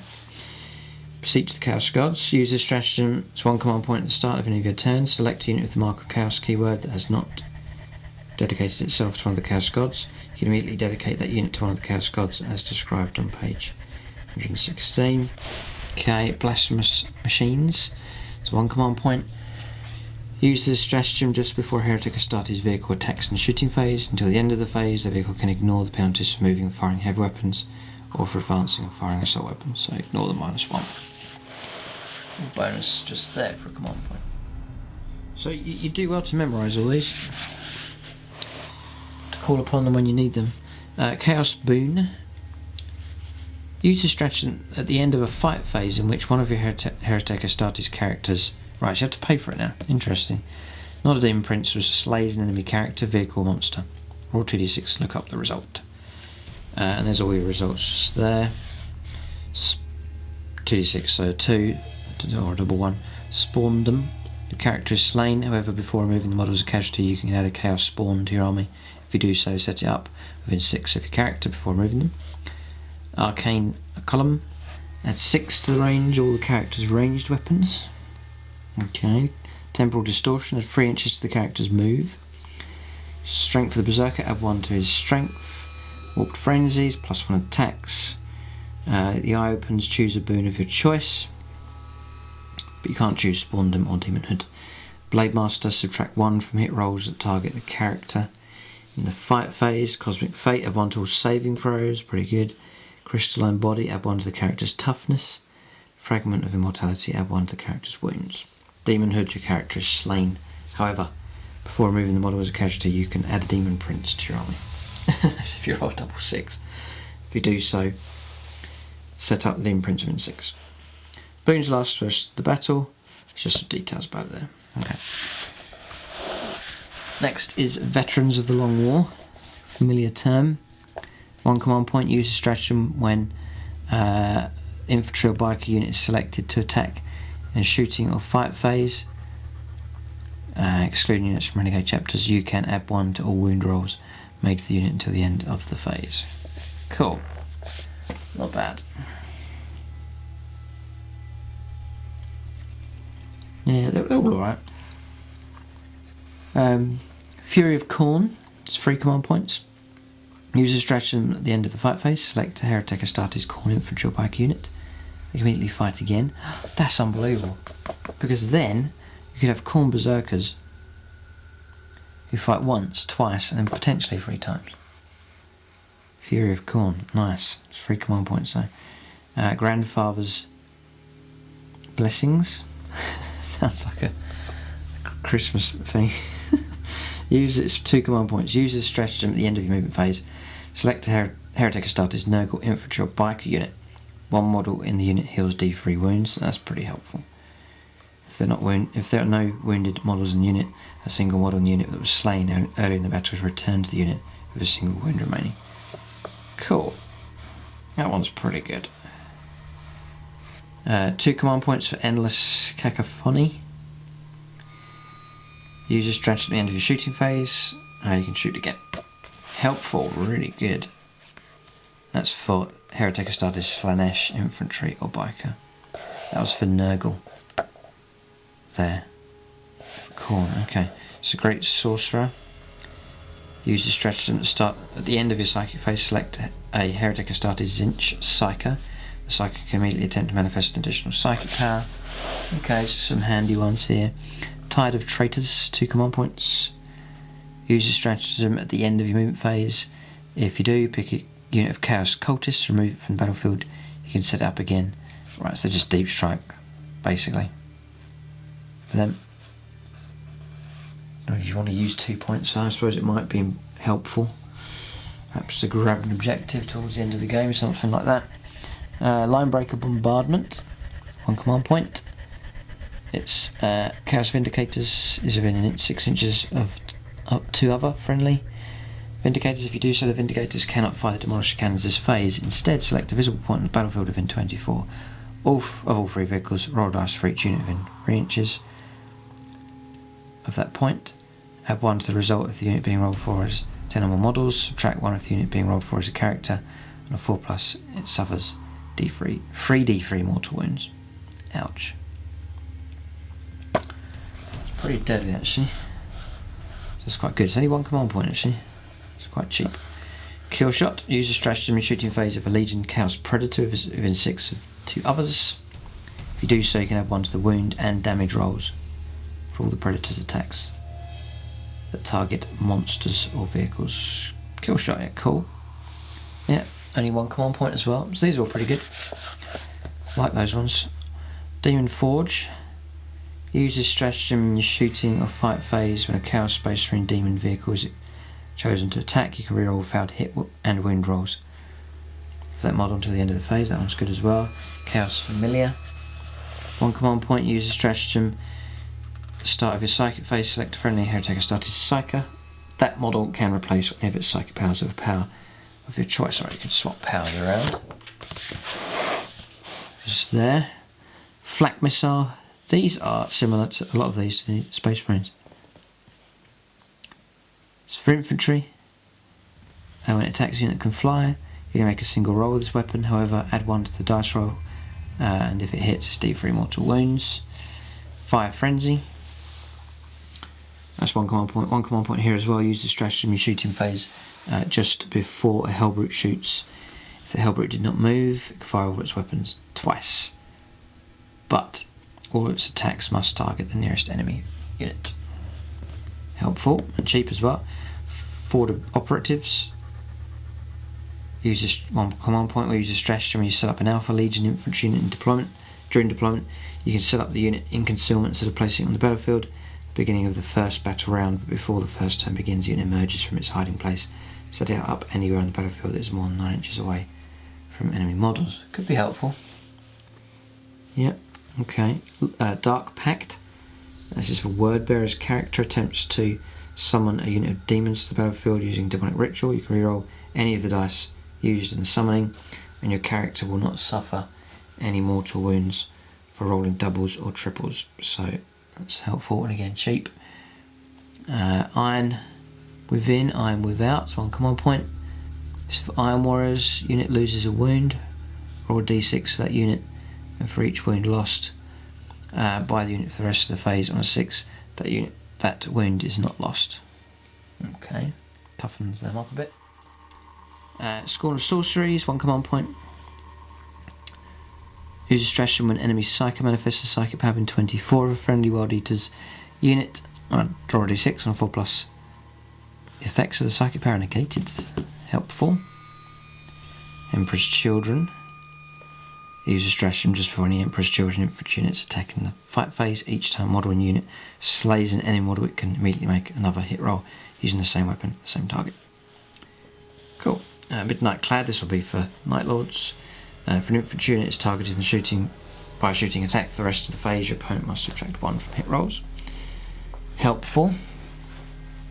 It's only infantry though, but you may have a certain unit you want hidden and tucked away. You can pay that.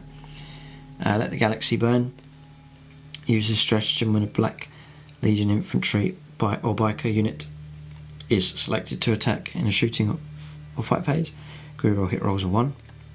If that unit for the rest of the phase of the unit's Chaos Space Marine squad, you can reroll all failed hit rolls for it instead. Cool.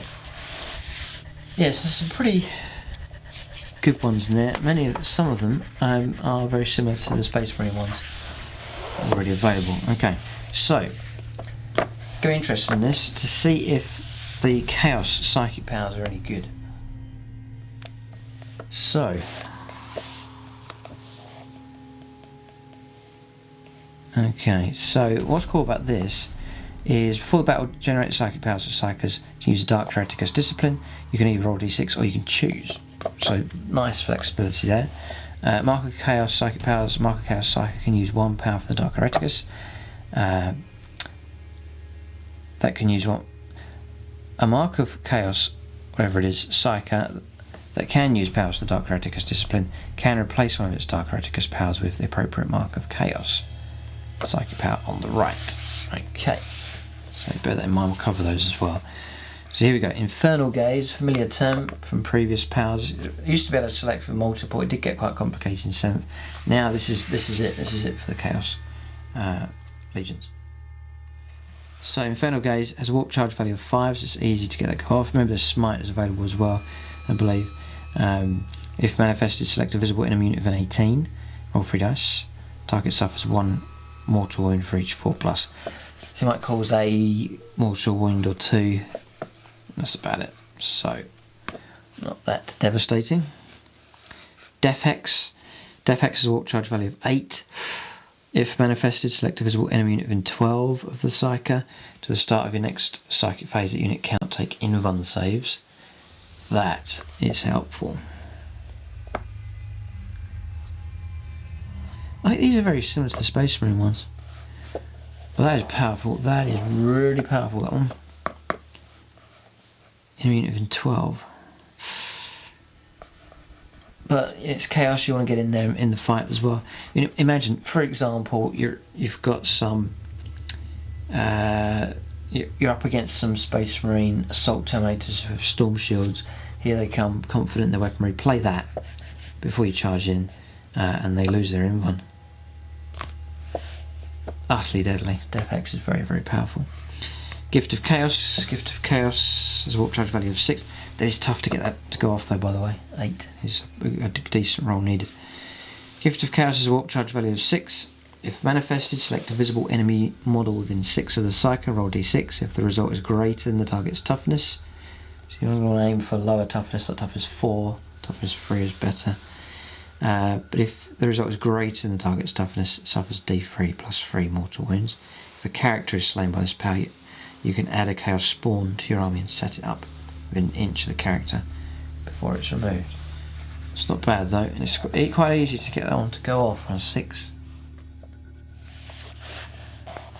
Prescience, warp charge value of 7. Select a Heretic Astartes unit with 18. You can add up to 1 to the hit rolls made for that unit to start the next Psychic phase. Very helpful indeed. Yeah, these are good. So Death Hex Prescience is decent. That one's not bad. Diabolic Strength is a warp charge value of 6. That's easier to get that off. If manifested, select a Heretic Astartes model within 12 of the Psyker. So at the start of your next phase, add 2 to that model's strength and 1 to its attacks. That's alright. And then warp time. So So warp charge value of 6. If manifested, pick a heretic or starter's unit within 3 inches of the Psyker. That unit can immediately move as if it were its movement phase. You cannot use warp time on a unit more than once per psychic phase. Okay. No. Yeah, prescience is helpful. Defex is helpful. Those two I would pick out, but no, to go for Psychers I think is pretty powerful. There's some decent powers in there, for sure. So Mark of Zinch then, Weaver of Fates is the Mark of Chaos power. It has a warp charge value of 6. If manifested, select a visible Zinch Heretic or starter unit within 18. To the start of your next Psychic phase, you can add 1 to any invuln saves. Wow, helpful. Models that do not have an invuln save get 5+ invuln instead. Mark of Nurgle, Miasma of Pestilence. Has a warp charge value of 6. If manifested, select a visible Nurgle Heretic or starter unit within 18 of the Psyker. To the start of your next Psychic phase, your opponent must subtract 1 more hit rolls that target that unit. It's helpful. Then Mark of Slaanesh, Delightful Agonies. Delightful Agonies has a warp charge value of 6. If manifested, select a visible Slaanesh Heretic or starter unit within 18 of the Psyker.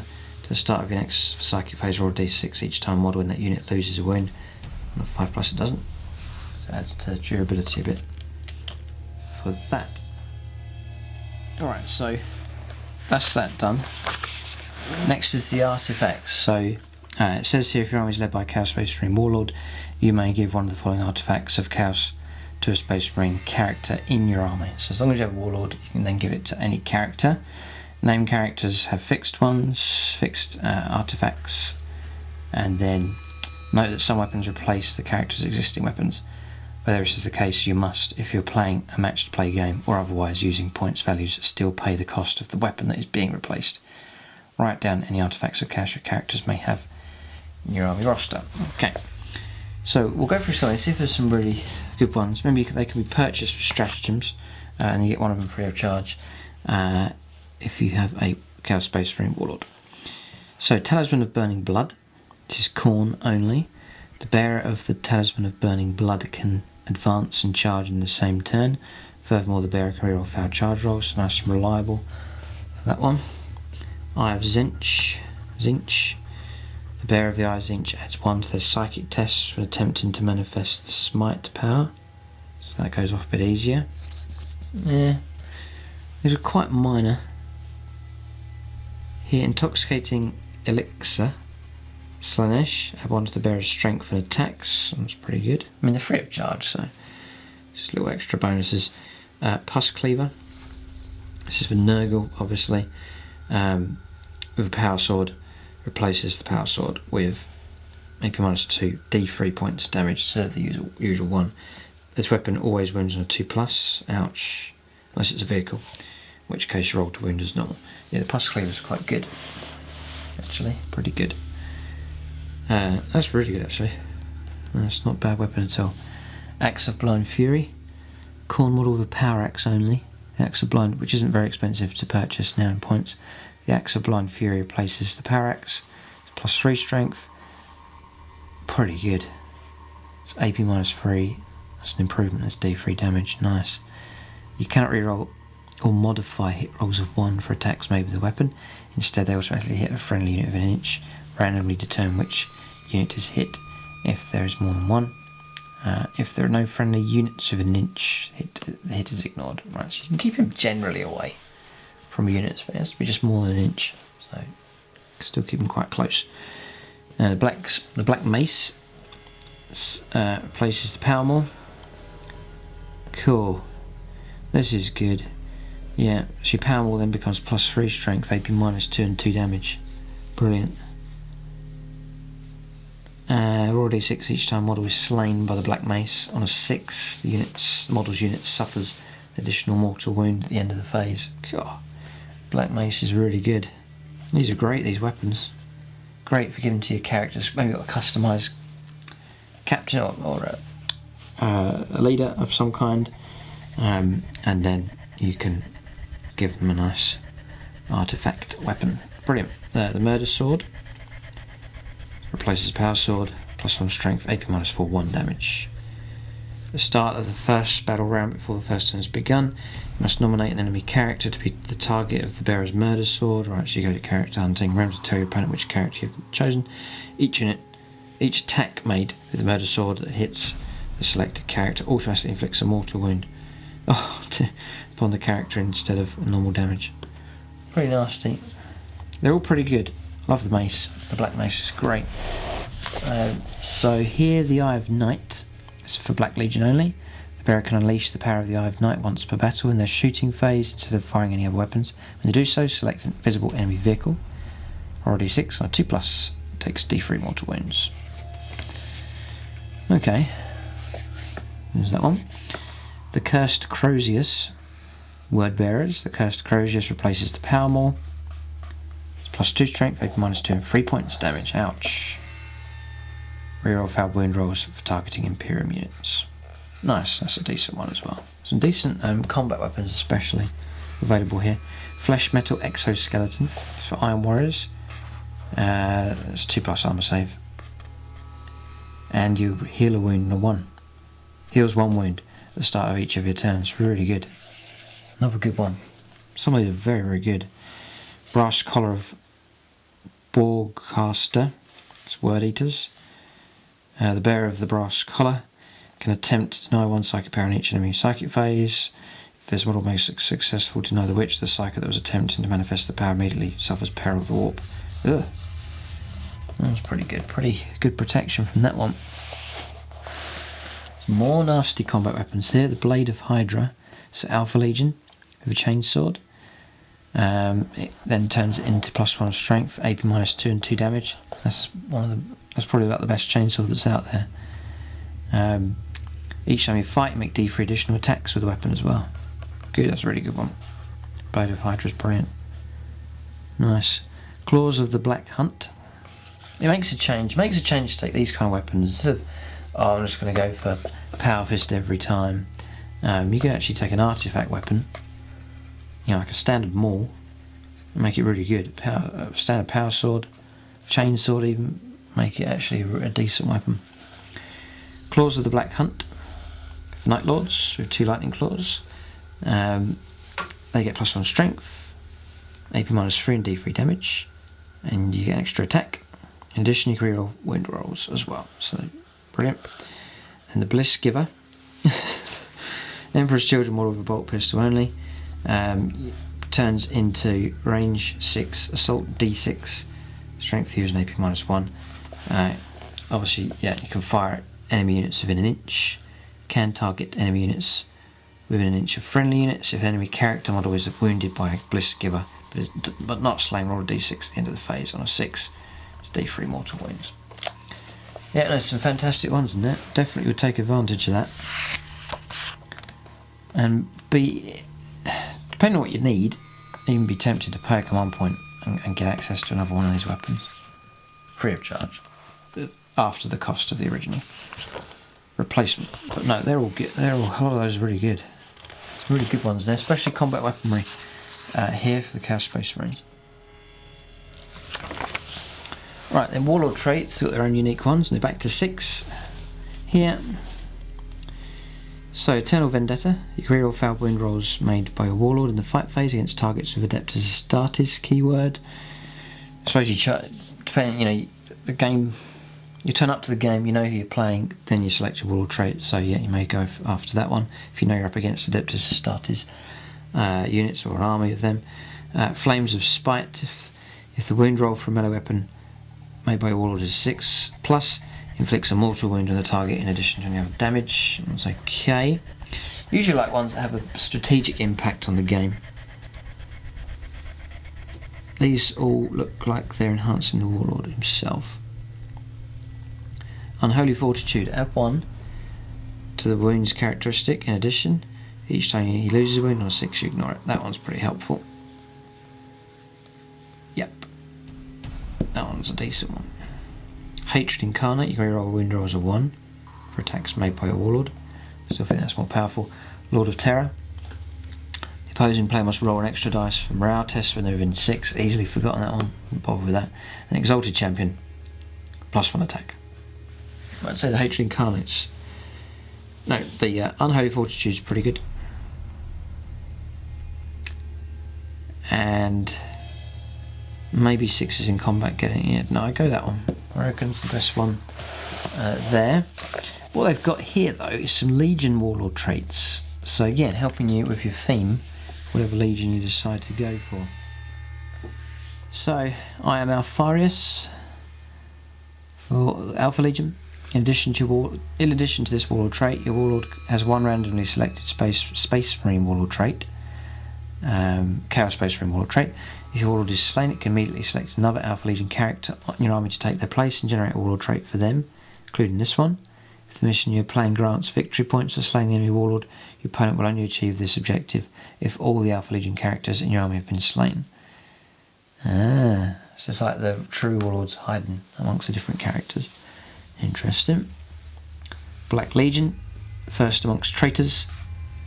Death to the False Emperor ability triggers an extra attack on 5s or more instead of 6+ for models in friendly Black Legion units within 6 of your Warlord. Yeah, it's not a bad one there. Emperor's Children, stimulated by pain. Add 1 to the Warlord's attacks characteristic for each wound he has suffered to a maximum of +3. If your Warlord heals any wounds, he loses the associated bonus. Okay. Iron Warriors, cold and bitter.